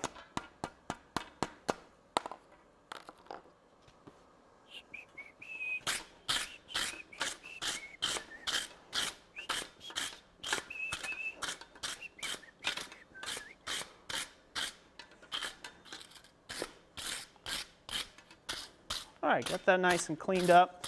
Sometimes I like to just get that all nice and brushed so you can just see how it's gonna look. You like it? So it doesn't quite match the drawing, which I'm not super happy about, but we're gonna try to curl this a little bit back. I originally had an extra little swirly gig here, but I didn't draw that out long enough. Again, go back to what I said at the beginning of the stream. Draw that out extra long, even longer than what you need. Double. You can always cut a little off, but at this point you can't put anything back on. So, but I will heat up this little area and try to give that a little backwards tweak because I like the way that that looks a little bit better. But there's the top finial done. All right. So get that tip down in there. We'll do that after we finish that little finial, okay? All right, but we'll give away some of these first. It's hard to believe these streams, you know, I try to keep it to 2 hours, but you get to talking and time management's difficult, so. All right, so we are gonna give away 2 redeemable coupons to the Everyday Photography for Blacksmiths ebook that Jessica wrote. So you're definitely going to want to go check that out over at our website. So it's free, basically. So all you have to do is be the winner, contact us, and we will send you a free copy of that ebook. And again, all the smaller gift items go anywhere in the world, anywhere in the world. The anvil, sadly enough, it's an anvil. They're expensive to ship. Let's go main cam. with you up there. That way I'm not trying to split attention focus. So yeah, so we're gonna go ahead and draw for the first one. If you want this, comment down below and go. All right, this is going to Lord Wolf, who says book time. Lord Wolf, congratulations. Hopefully you enjoy the ebook. Get with us through the contact link. All right, let's do the next one. And go. All right, the winner of this one is Neil Graham, who said, read Jesse's ebook. Did you already get it? If you did, we'll draw another name on that just in case. Yeah. Pretty good. Yeah, we'll just draw an extra one just in case. Ready? 1, 2, 3, go. Right, the winner for this one is Ty Viner, who says, I love these live shows. Ty Viner, congratulations. Thank you. Glad you love the live shows. Get with us in the contact section down below, and we will get you one of the link to that free ebook sent over. And for those of you who aren't aware, we do have some free downloads and templates and things like that over at our website, blacksmithpdfs.com. You'll find this link down in all of our video descriptions, including this live stream description. And there's all kinds of free downloads you can get there, as well as power hammer plans and things like that. Most of everything we have there is $10 or under.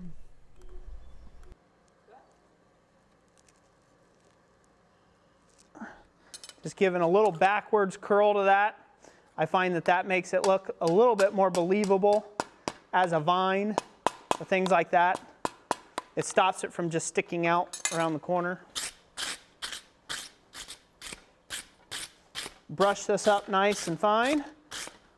And this will be cleaned up later on, so you don't have to go too crazy with this.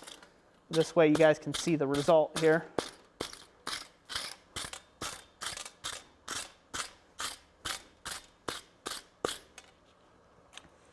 All right, there you have it.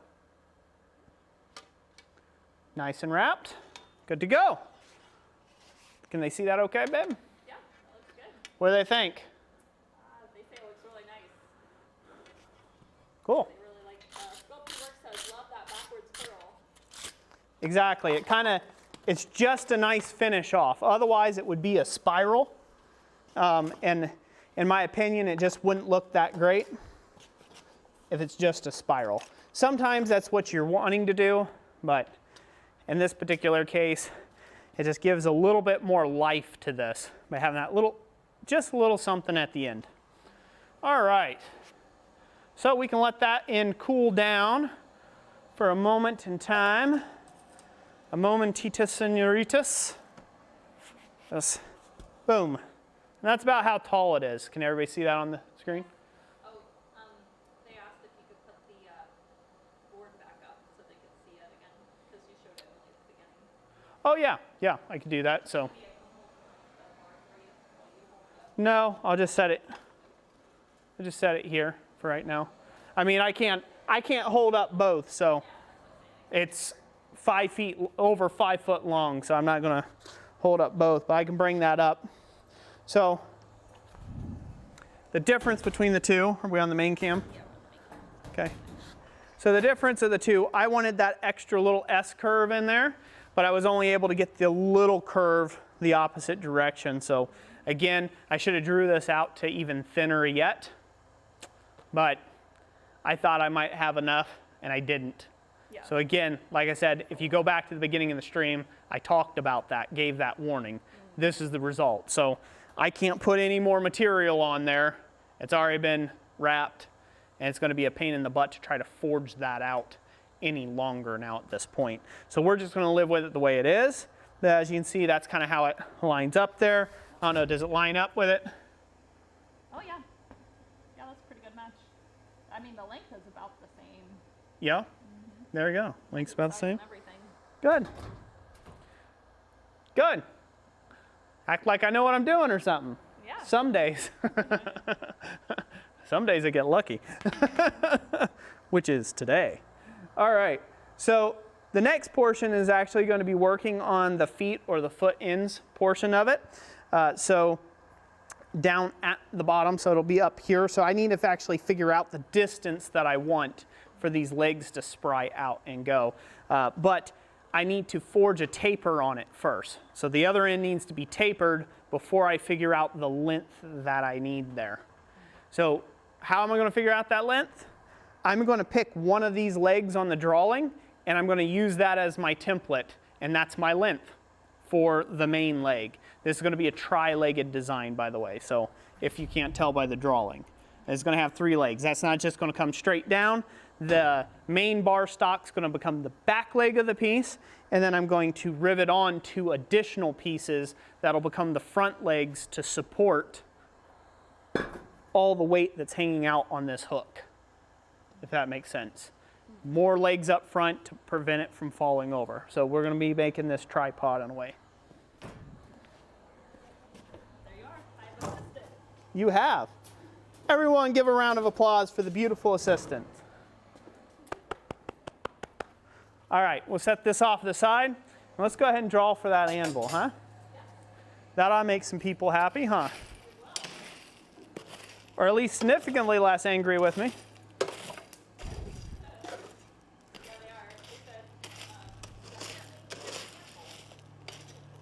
Definitely what? They definitely need an anvil. All right, can you see the anvil at all? You probably can't see this anvil at all, can you?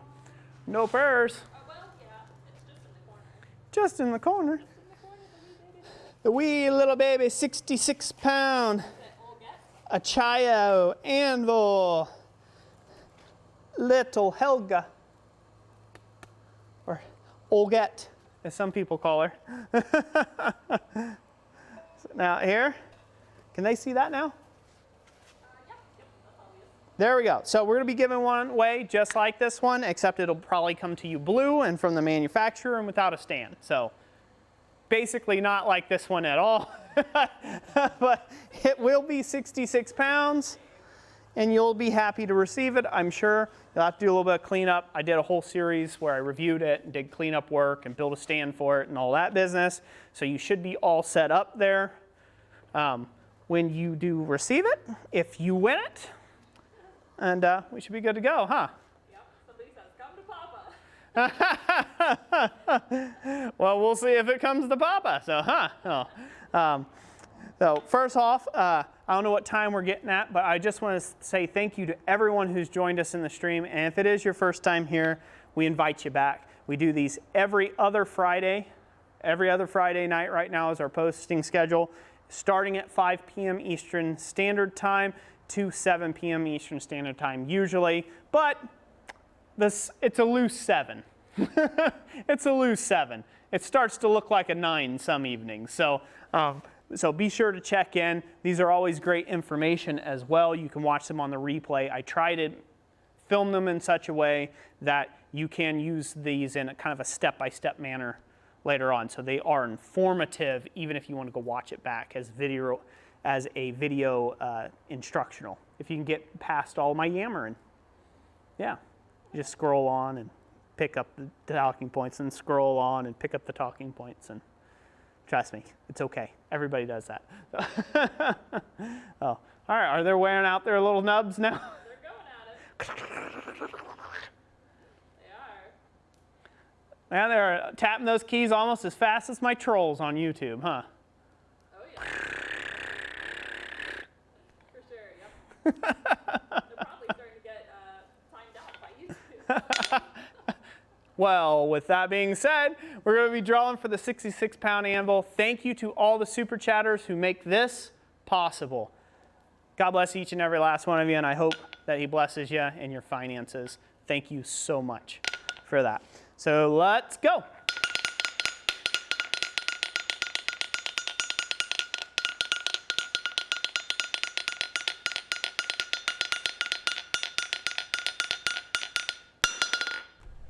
All right, we landed on Nolan Herndon, who says, I love giveaways and anvils and Philly cheesesteaks. I'm hungry. Yum. Me too. Gee whiz. Bad comment. Philly cheesesteaks. What was his name? Nolan Herndon. Herdon? Herdon? Yeah. Herdon? Nolan Herndon. Herndon? Nolan? We'll just go with Nolan. There we go. Congratulations, Nolan. I hope this helps you out there, bud. If you are a resident of the United States, the continuous 48 United States, we thank you for being here. Congratulations. You have to get with us through the contact link in the description and do all that and verify that you are everything you say you are. Huh?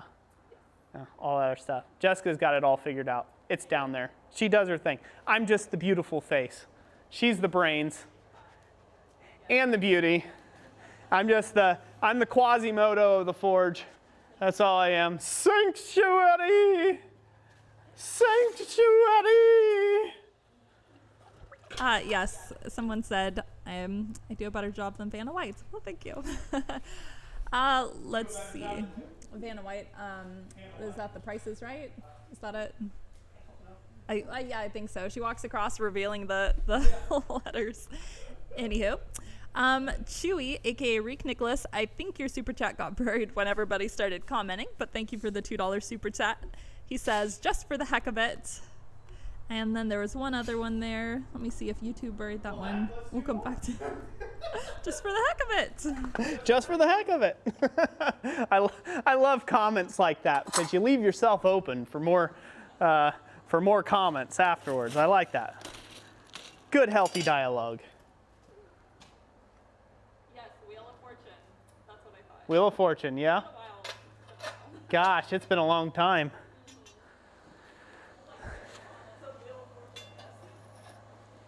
Yeah, I haven't watched Wheel of Fortune since now I won't forget his name right. Bob Barker?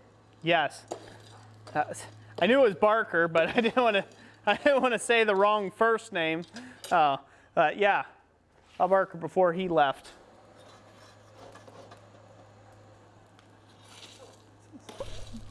Also, we had a super chat from Brute Lemon who said that your project's coming along nicely. And Thank you. Thank you all very much for the super chats. And also Toby Joe 57, thank you for the 250 Filipino pesos. He says, glad to see you give tools away. I hope this helps some folks getting started. Awesome. Well, everybody give them a hand clap. Thank you. So, yeah, so we do we do a few things to try to take and show our thanks, right? One, if you super chat, if you haven't noticed, this changes a bunch of different colors as you super chat to whatever those colors are corresponding with the super chats. And then two, at the beginning of every single live stream, the next live stream, all of our previous live stream super chat donators are illustrated there on that rolling credit to just say thank you to them. If you just pop in, midway through the stream usually. We do acknowledge you at the beginning of the stream. So, those are just two small ways. And then all those super chats that do come in, they go to buying in these anvils. These anvils are anywhere from $125 to $175 when we buy them. And then, a lot of times that's with shipping, so, it gets shipped to you, but it's $175 at top ends that we've paid so far for them. And then it also goes to helping with the shipping of all the smaller items and the stamps and the things like that to ship all of the other handmade, door prizes. That's the word I was looking for. So it does go to taking and helping us out quite greatly in those departments. So thank you all very much for that. It really does help. You really do make an impact, and you really ought to thank anyone that you see super chat on our stream because they're helping to make all that possible. So if it doesn't become self-supporting, it starts coming out of my savings or out of my very small cut I get from YouTube to begin with.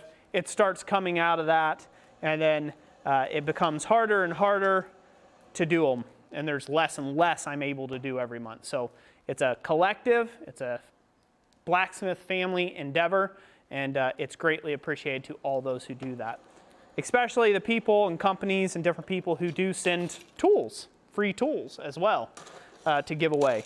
That all helps out. Gives us something to give away, and then the super chats help us ship them. So thank you. Thank you very much. We're hot. If you want to acknowledge super chats, you can. Okay. So I'm going to go ahead and hammer this out now. Go to the anvil.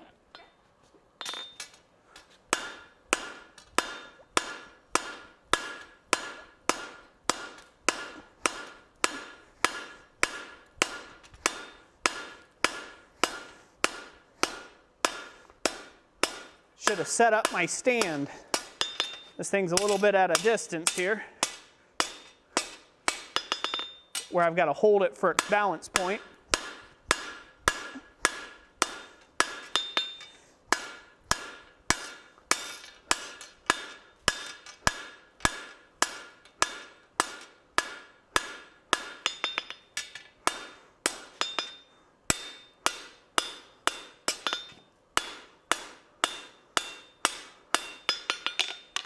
And we're going to do about the same thing. We're going to draw this out to about a 12 to 14 inch taper.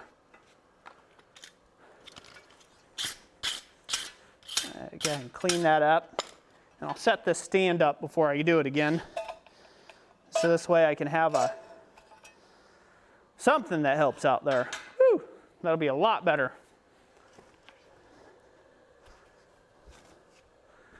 Perfect.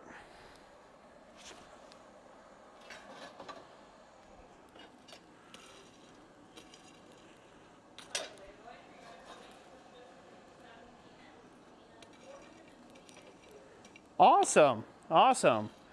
Well, thank you all so much for being here. And I say that cavalier-like, but I remember the very earlier days of me live streaming just from my phone, before we had 2 camera angles even. And even once we did get our first 2 camera angles set up. You remember those days, Jess? I do, yeah. Remember those days? Yep, we had about 30 people at max in the live streams, and we're just appreciative of that, and only having 30 people in our live streams as we are now. To have 400 people in a live stream, that is amazing. It's mind-boggling, and we're super thankful for each and every last one of you, because you're taking some part of your day and spending it with us. Some portion of your life, and you're choosing to spend it with this weirdo. In northern Michigan. So thank you very much for being here. Greatly appreciated. Thank you guys for the super chats that just came in. Hans at Charming Hollow Forge, he sent a $20 super chat who said, "For shipping, love you guys, stay well, and masks are overrated."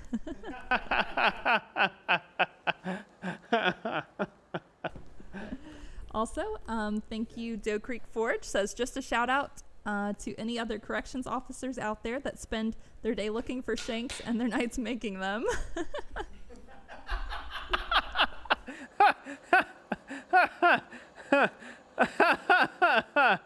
Oh, man. How much for the shiv? How much for the shiv? That'll be 20 Little Debbies.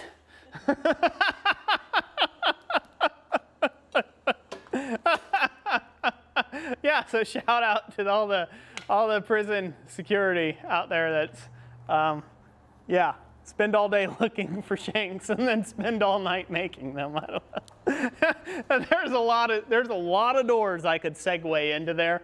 I'll just leave it be at that. Thank you very much for the super chats and the comments. God bless you all. And Hans, go take your wife out somewhere. Well, no, I can't do that anymore. Treat yourself to the other room, okay? Treat yourself to sitting out on your front porch, you know? Take her somewhere nice and a very fancy, like buy the garbage cans out back so you can have a moment alone in peace and quiet. Very nice. Very nice. Also, Metal Man, thank you for your super chat. He says, "For all you do, I've learned so much from your channel."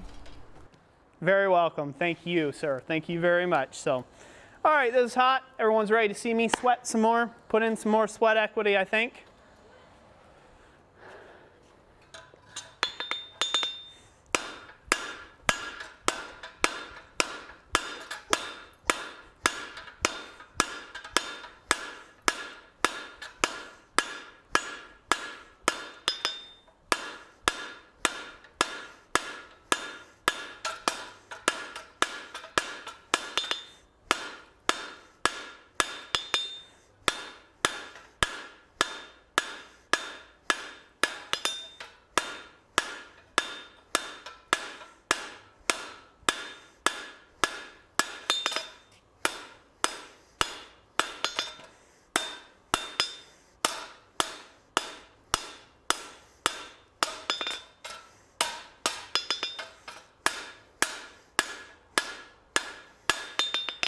Good enough.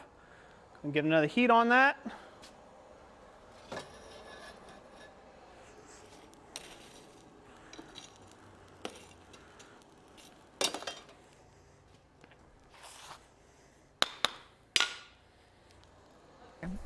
I'll read a couple of comments for you. Steven Starling Jr. says, hey, looking forward to see what you hammer out. Gary Brown Forging On says, hi, only 2 hours late. Not bad for me, smiley face. Charming Hollow Forge, the Wildflower Garden and Orioles are all we need, Roy.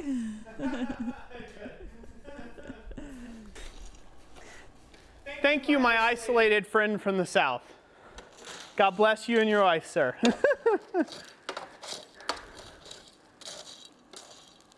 They do have beautiful place.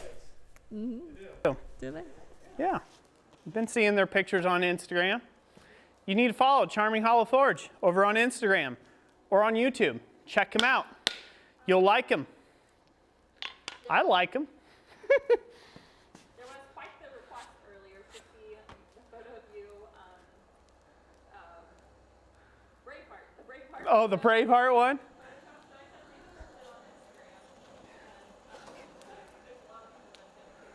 There we go. Yeah, we should do that. That'll segue me into some more stuff. Go over, subscribe to my Instagram. Follow me on Instagram, Snapchat. I'm not on Snapchat, so I can't do any of those things. So don't do that. Don't tweet me. I don't care. Don't poke me on Facebook. I'm not going to poke back. Instagram and YouTube. That's where I'm at. So follow me on both those sites if you want to see more of this face. And all the behind the scenes stuff. All right, this is hot. All right. It's hotter than a Canadian in mid-July.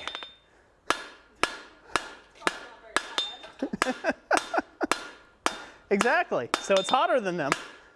I only speak truth here, Jeff.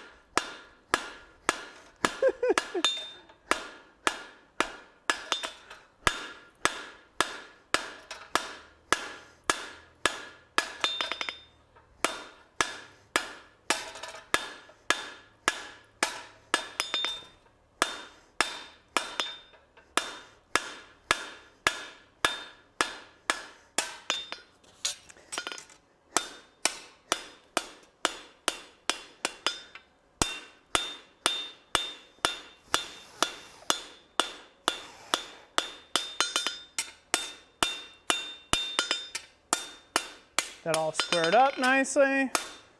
Go into the next heat, and we'll continue to draw it out. We aren't even close.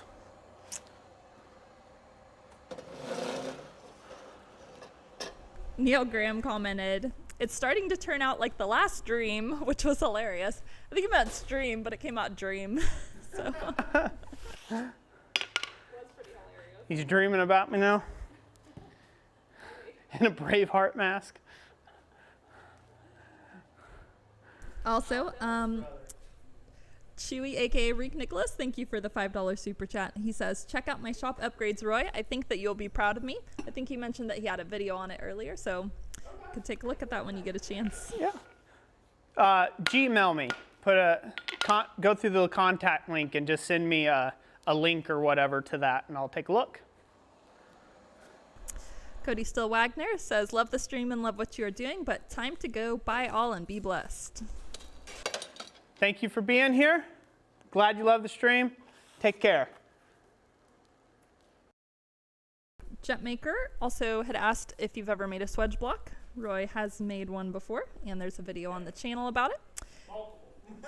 And yeah, you also did a demo at a Rabbit conference 2 or 3 years ago. I made a 4 swedge block, and then what this stuff sitting on behind me, you can't see that well. That stuff that's sitting there behind me, that was a cut swedge block with through holes in it. So. Also ask if you will be doing a hammer giveaway. At some point, we probably will. At some point. We did give away a hammer at Christmas time, so probably be around Christmas time again. I don't make hammers for a living. The ones that I make are wall hangers, so usually those don't get given away. But every now and then I have somebody who will send or donate me a hammer to give away or something like that, and then I give those away. Mainly because my shop's just really not set up for hammer making. That's just not my, it's just not, I can make hammers. I've got limited tooling to make hammers, but I don't have my shop set up to manufacture or make hammers reasonably so. A lot of good hammer makers out there though. All right, let's go to the anvil. All right.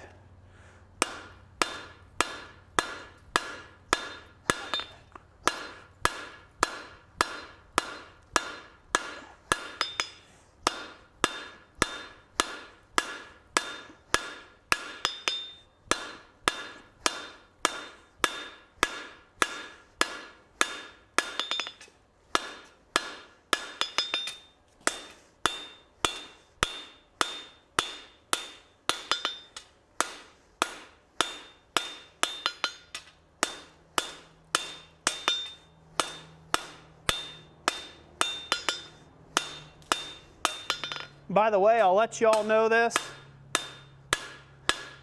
I am way out of practice having to draw this long of tapers out by hand.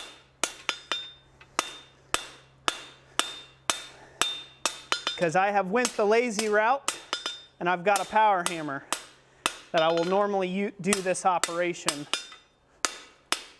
in my day-to-day life or work. So I generally don't draw this much material out by hand, usually. Especially not in a time constraint such as a live stream. If I need to do something like this, and I didn't want to run the power hammer for some odd reason, yeah, we got about another 2 more inches to go on that one, 2.5 more inches. If I wanted to do this, it would take me multiple heats and passes just to give myself time to breathe and relax.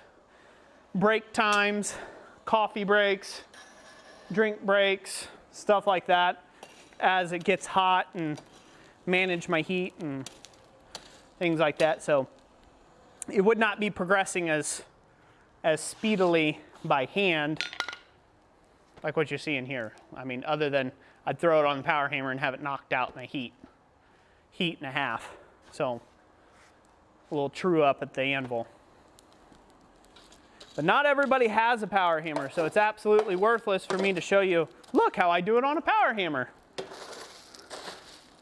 You don't have a power hammer sitting at home, it don't do you a whole lot of justice. Just doesn't. Pretty good too. Huh? Jars the camera's pretty good too. Yeah. Well, it wouldn't do it here so much, but it would flicker the lights, so. People are like, do it, do it. See here, Yamez, thank you for the $5 super chat. He says, Roy, ignoring people on Facebook before it was cool. Yeah, I left Facebook before it was fashionable to leave Facebook. Oh.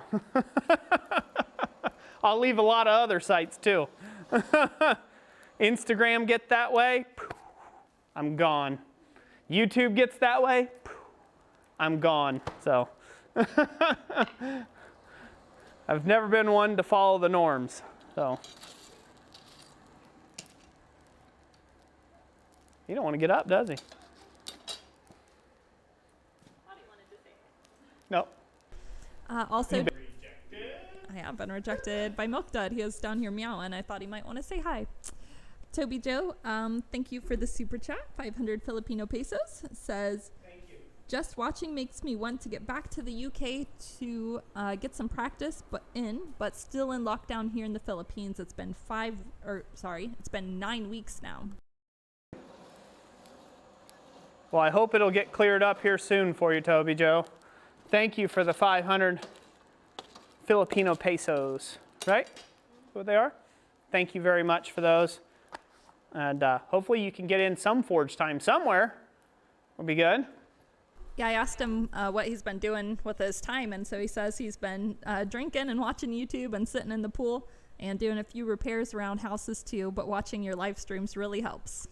Good. I'm glad it helps. Really glad it helps. So, all right, this is hot. Let's take it to the anvil.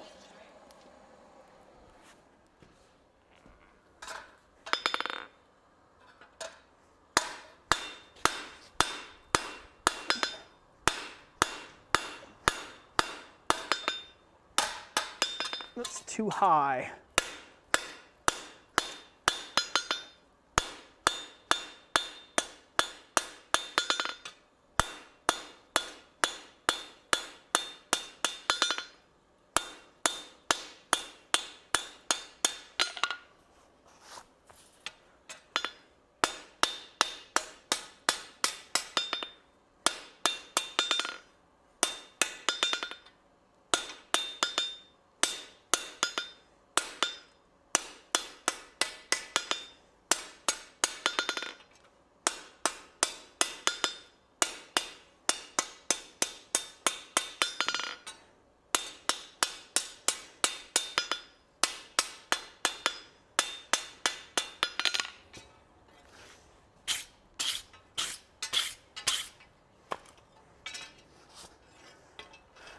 All right, there we have it.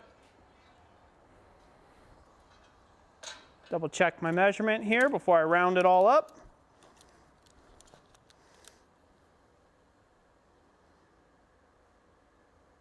Yep, just a fuzz under the 14, so that's fine. About 13 and a half. That's fine enough. It'll grow a little extra once we round it up, so probably not a ½ inch worth, but it'll grow a little bit. Now take the corners off. Never thought you could have so much fun watching a man in a pouring live stream just drawing out tapers. Drawing out tapers. See, I had to sucker you all in here with an anvil giveaway. That's the trick. I said, I'm going to give it away. It's going to be flashy. It's going to be lights. Psh, psh, psh. Flux cannons, right? It's going to be like that. And you're like, ooh, I'll click on that.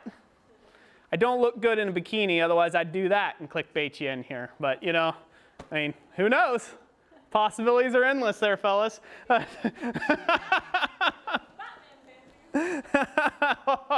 my Cheeto-covered white t-shirt, white beater, white t-shirt. Oh, man, that would be bad. But it'd be hilarious. We might do that. You never know what the thumbnail will be. But anyways, so like I said, I got to do all that just to get you in here to watch me draw out tapers. Brute Lemon wants to know if you will forge in a Santa Claus outfit. Probably not. Probably not. But who knows? Christmas is right around the corner there, ladies and gentlemen. Christmas is right around the corner. Ho, ho, ho, ho. Ho, ho, ho. Oh. It's like 67 degrees right here, and I'm sweating bullets here. It's like 67 here in northern Michigan. I don't know what I'm going to do when I have to go back down south to teach classes and stuff. It's going to just, I'm going to die. I'm going to have a personal air conditioner anywhere I walk down there. Oh, I've been away for far too long. Perhaps an apprentice with palm fans. There you go. There you go. That'd get it done. Oh. All right, let's go back to the anvil, Jess. All right.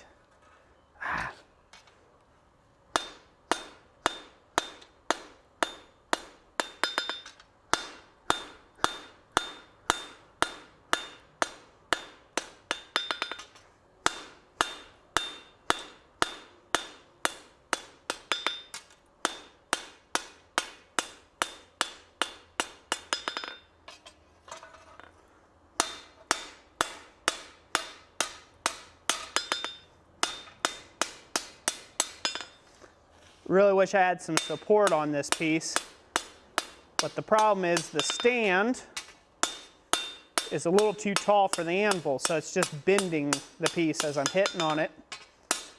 And that's bad. We don't want to work it back and forth.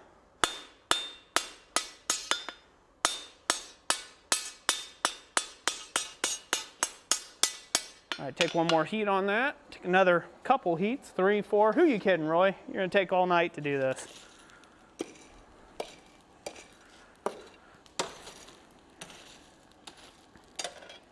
Well, I am certainly glad these streams help people out. I am. People are stuck inside or stuck in other countries where they don't want to be, or stuck in their own country where they don't want to be, or whatever in general. I'm glad that you guys can watch, and hopefully they bring you some sort of value that way. I hope that before it was the posh thing to say in videos and live streams. Hey guys, I decided I'd live stream. Now, I've been live streaming for quite a while. Before it was the hip thing to do. Yeah, we just recently passed 100 live streams. So if you want to see what they used to be like, they are published on the channel, and you can go back a ways and check them out. Oh, Lord. Oh, Lord. God forgive their eyeballs for what they will be witnessing. Oh, also, I wanted to say the green super chat. Oh, it looks like somebody else super chatted. But the green one was from Spades, who said, I appreciate the many lessons I've learned from you, brother. I've got my own shop thrown together and been putting as much time into the craft as I can. Awesome. Awesome. Thank you very much. Thank you. Yes, the other super chat was from G. Taylor. Thank you very much. And there was not a comment with that one. Oh, but then he said on another line, LOL, next time I will put in a message, but I got to get to work. Thank you very much. Jean, right? G. Taylor. Thank you, G. Taylor, very much. All right, let's go to the anvil.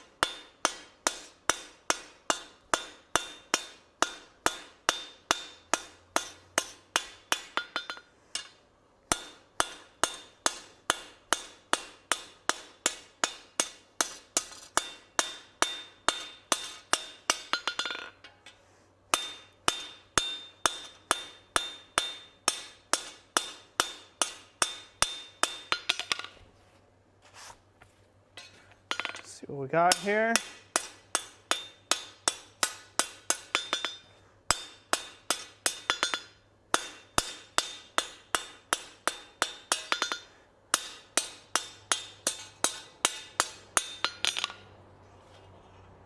Looks pretty good. Still got to round up just a bit more up.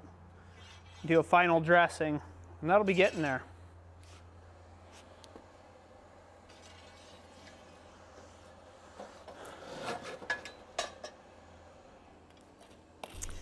Ken Levy says, just think how hot it would be if the walls were solid. Man, imagine that.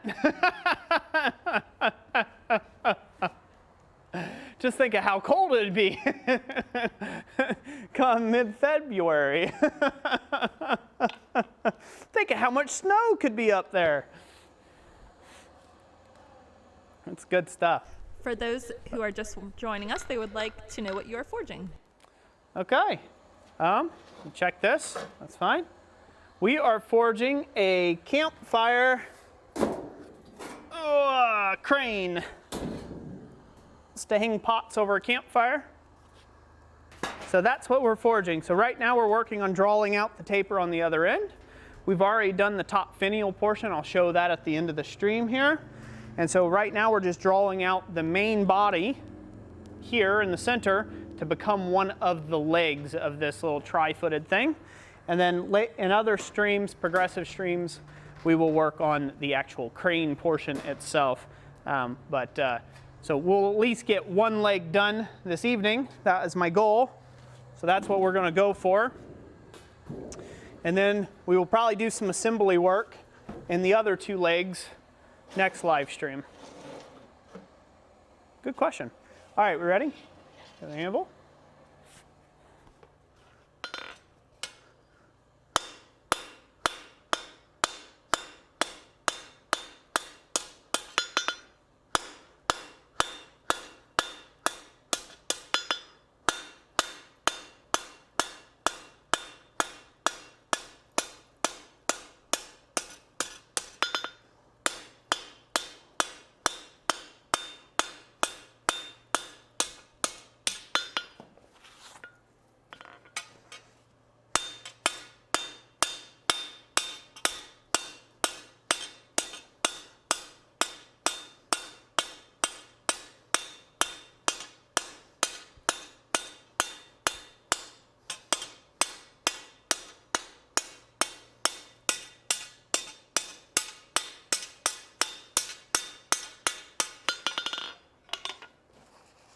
Now here's the nice thing of a nice big anvil top. You can swip this thing around here to get it extra straight by having a nice big anvil face that you can work on. Helps out. All right, I think that's going to be cleaned up, and I think that's going to be cleaned up enough for my liking.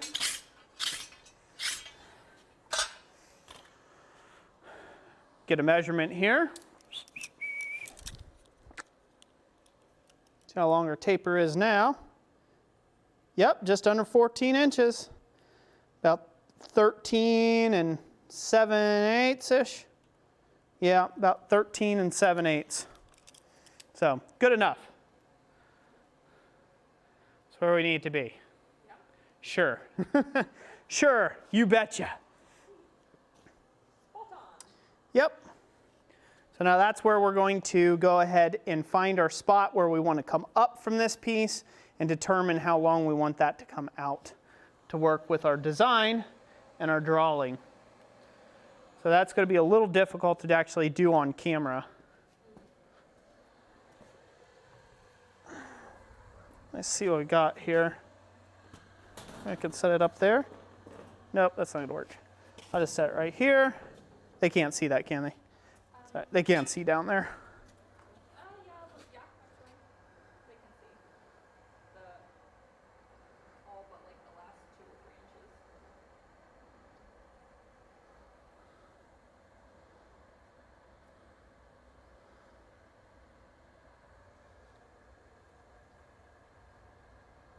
3 inches. Okay, so it looks about the 16-inch mark or so, or just above, about 2 inches above my taper. That's where I'm going to need to make my first bend to get it to bend over.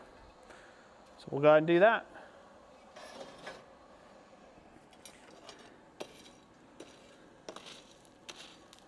Get this pushed on through.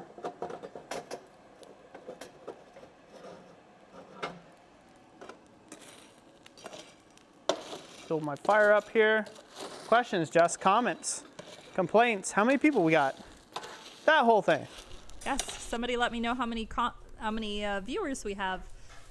My little box on YouTube is not renewing. Last it was 426, but that was, I think, right when we were giving away the anvil. So yes. Let's see. Metal Man says 408 viewers and only 112 thumbs up. Come on, y'all. Yeah. Where's the thumbs up? Also, where we have Dana Maggiore, he says, let Roy know I have a bird nesting in my flex bucket, and I named it. That's the only thing good for a flux bucket. It's a bird's nest.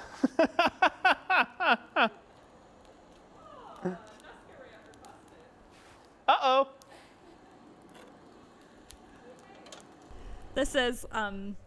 I guess my second attempted Jessica rant was, Roy calls it a Jessica. Yes, Roy came up with a name for it, Jessica Jaunt.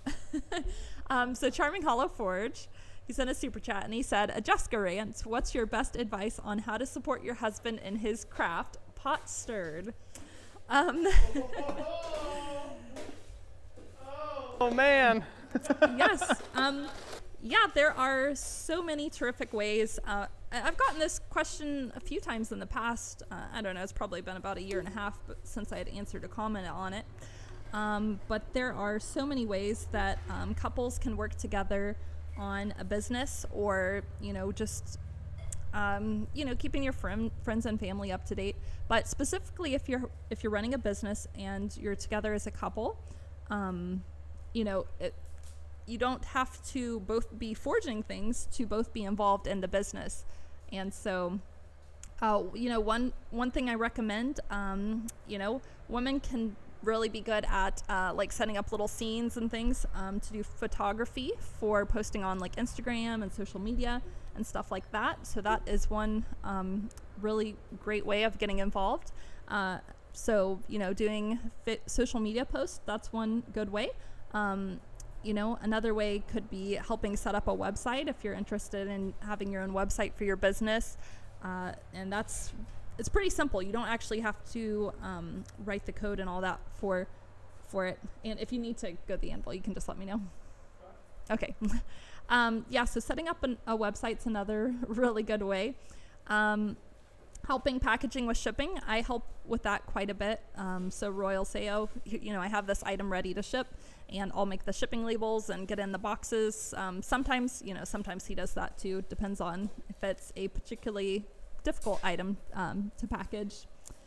And I'm trying to think what else. You're good? Okay, we're gonna go to the Anvil, and I will think on that some more. Saving her. Okay. That's what I'm doing. I'm saving her. All right, we're going to break out the wooden mallet again. We're going to go to the anvil. Before I pull this out, I have my design with the little squiggly tail at the end facing up, because I'm going to bend the leg away, if that makes sense. It will at the end of the video. All right, here we go. So we'll go ahead and figure out where we need to be. I had guessed about 2 inches above. Make sure that's squared. This is not supposed to be a really fiercely tight bend either.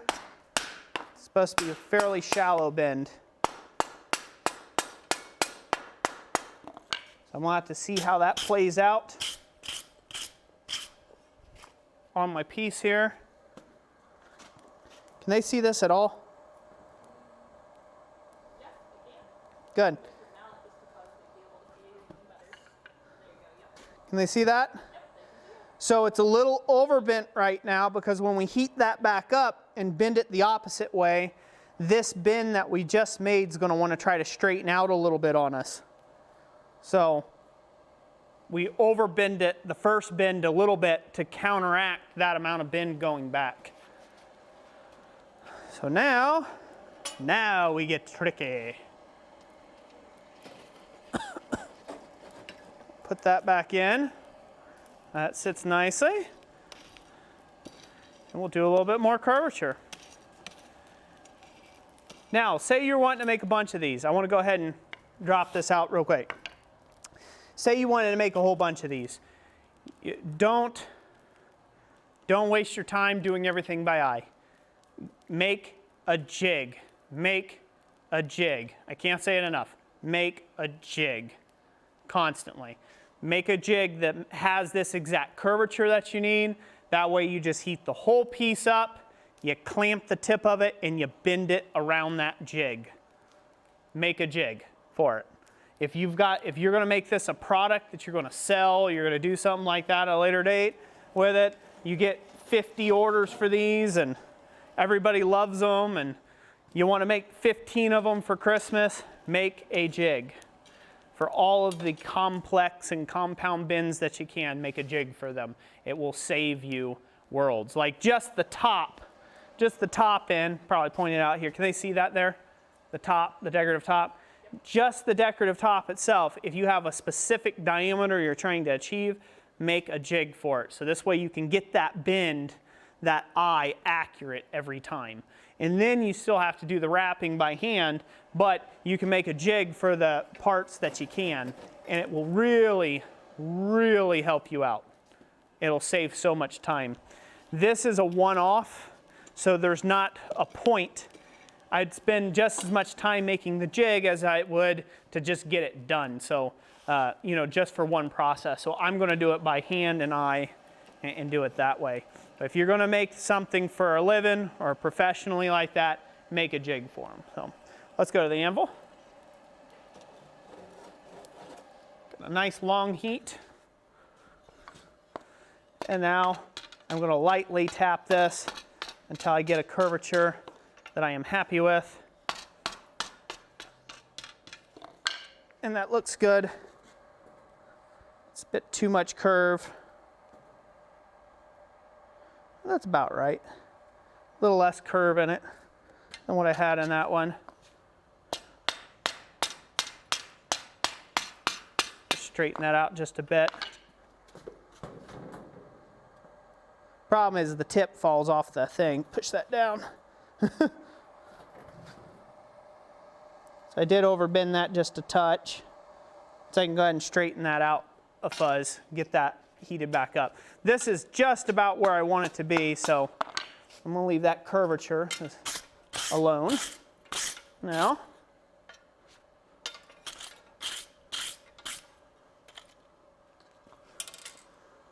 straighten it on the anvil. That way it's squared up to the way it needs to be. Yep, that's good. All right, so now I need to heat this back up, put that curvature right there, and just give it a pop. And that'll take out a little bit of that bend and make it a little bit better. And that's where we're gonna call a live stream after we give away about 3 more sticker bundles. Sound good? What we got, Jess? Questions, comments, complaints? More Jessica Johns. No, we don't have any more Jessica Johns. Let's see. Coffee Sports says we're sitting at 396. It is 7:36 p.m. And Yamez sent a super chat and said, "Cool, y'all are still on. I can watch while I eat." And then everybody was asking what he was eating. So, yeah. Good. Yeah, we're still on, just for a brief moment more. I wanted to accomplish what I started out to do.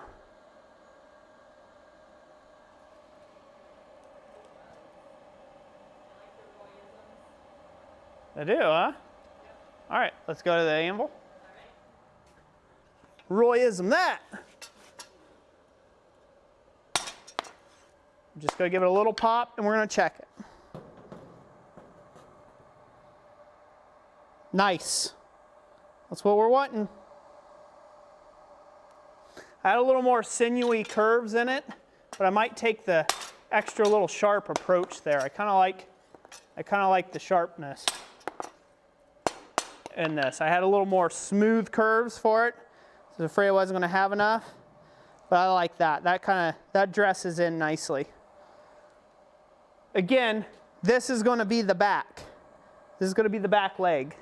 So you're going to see the thing like that. See, it's going to face you like that. So that's going to be the back leg of this tripodish looking thing. That is a highly technical term. Tripodish looking thing. Very technical. It's only the best can say it.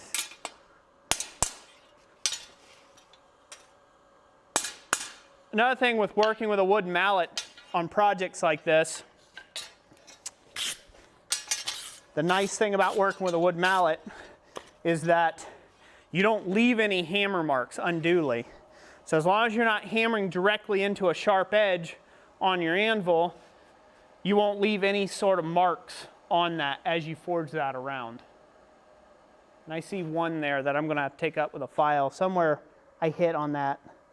Well, that's probably when I was turning it up like this. I hit it, in the wrong angle, and there's some little marks there, but those will dress off with a file real quick. But yeah, if you have a smooth surface you're hammering on, something like around a horn or something like that, you can create all these curvatures and not get any chop marks in your work.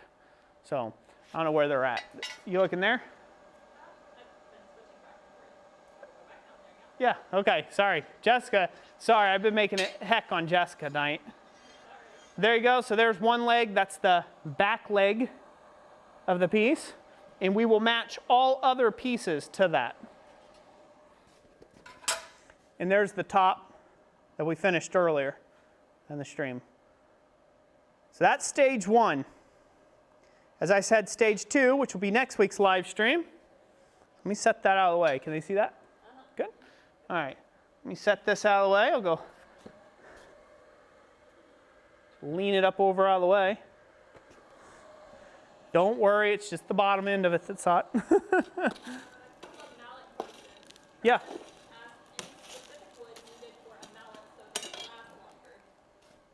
Specific wood. Hickory, ash, both good woods. Maple is kind of okay, but hickory, ash, they last. They're generally going to last pretty long on you. If you can get a hold of some ironwood, that's the way to go.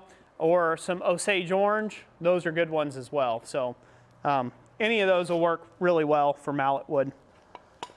Stay away from pine, softwoods, only for temporary mallets. Those are good for that. I've got one over there that's out of soft pine, and I use it on copper work for big copper basins, like for bird baths or baptismals.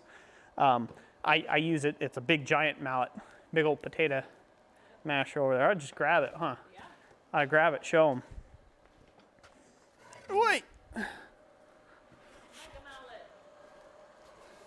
Boom, mega mallet. So that's just a piece of 6x6 that I cut up, untreated 6x6 to turn into a mallet for hammering out sinking large bowls out of copper.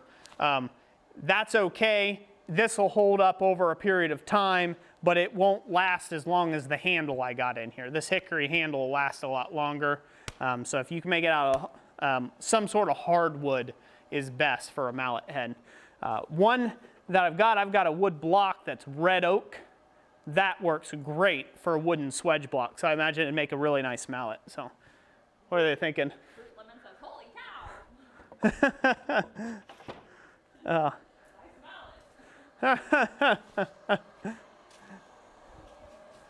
Yeah, sometimes you just have to have bigger tools to get the job done. Oh. Got that? Yeah. Doe Creek Forge says, how would you treat that in the end to handle the heat? The mallet?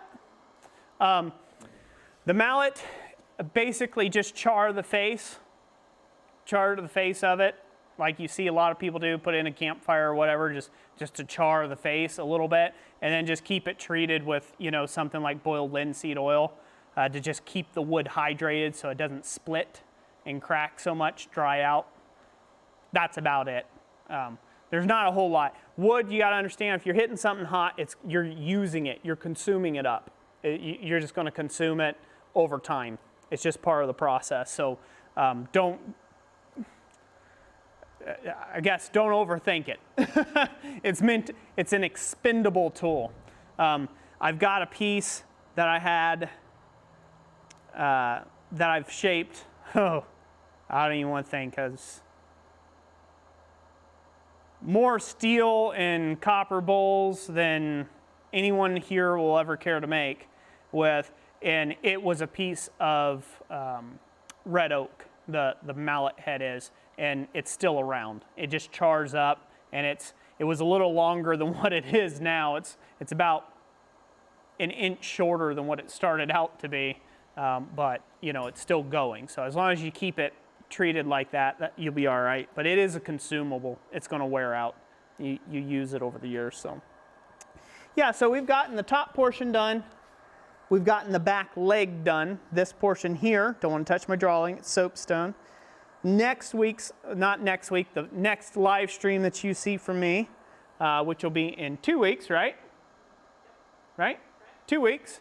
And 2 weeks from now, we'll actually work on getting this riveted together because we have to have the stand sitting here in order for us to do all of this work up here, to do the crane work. So that is what we'll focus on, is getting that assembled, the other 2 leg pieces done and assembled to this piece, as well as a bunch of door prizes and all that good stuff.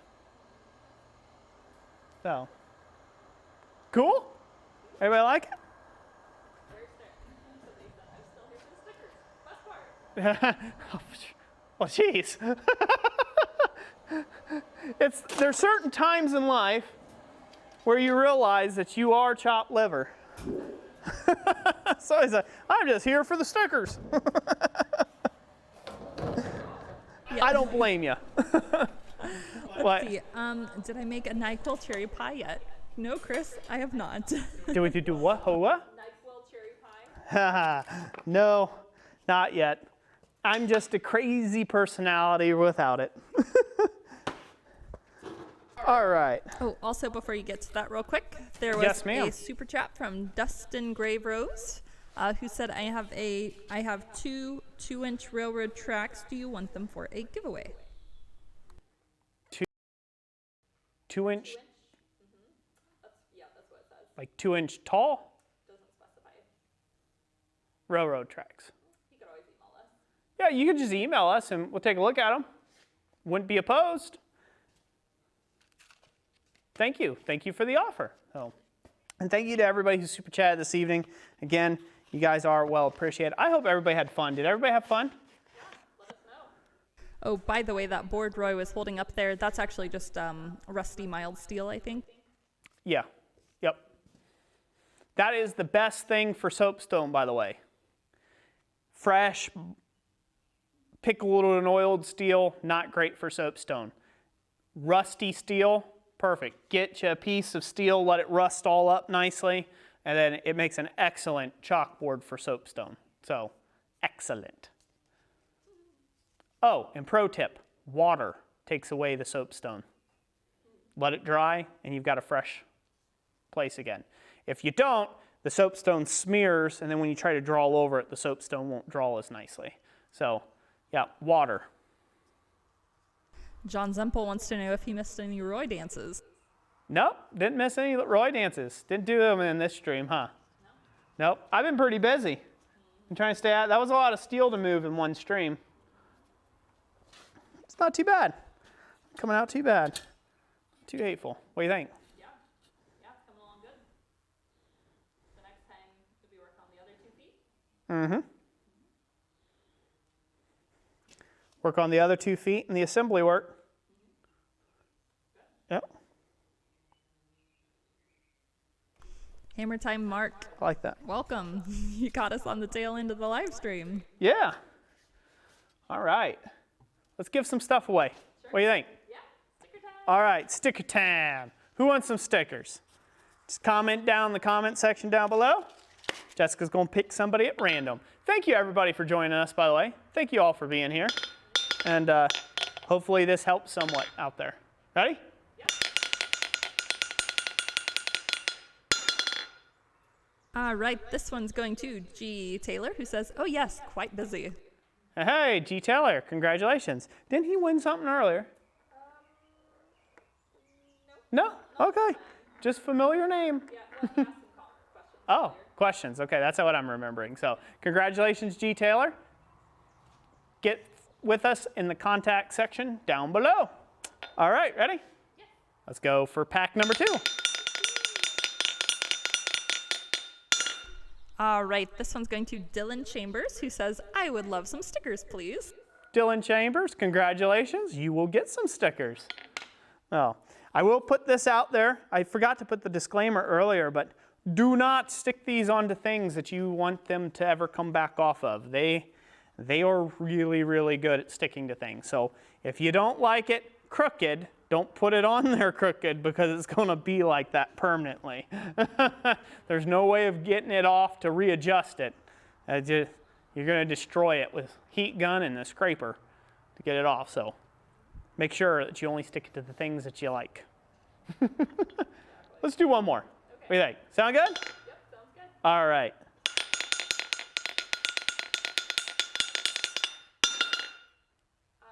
This one is going to Chris Schaefer. I was just making sure he didn't already win stickers. Yeah. Chris Schaefer, who says, "Sticker me."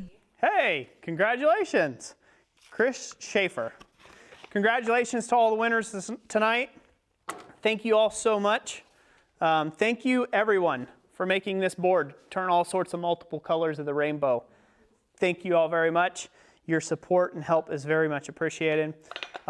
Not only that, the people who come here and watch this stream all the way through, you guys don't know how much that helps. It really does help the channel out quite a bit just with your viewership and your eyeballs. So thank you for keeping your little peepers open and, and your hearts held open wide for us and watching this stream. And yeah, make sure you check in our next live stream as well. And we'll have some more door prizes in that stream as we continue on this process. So it's a regular thing. We're generally pretty giving people around here, ain't we? Yep.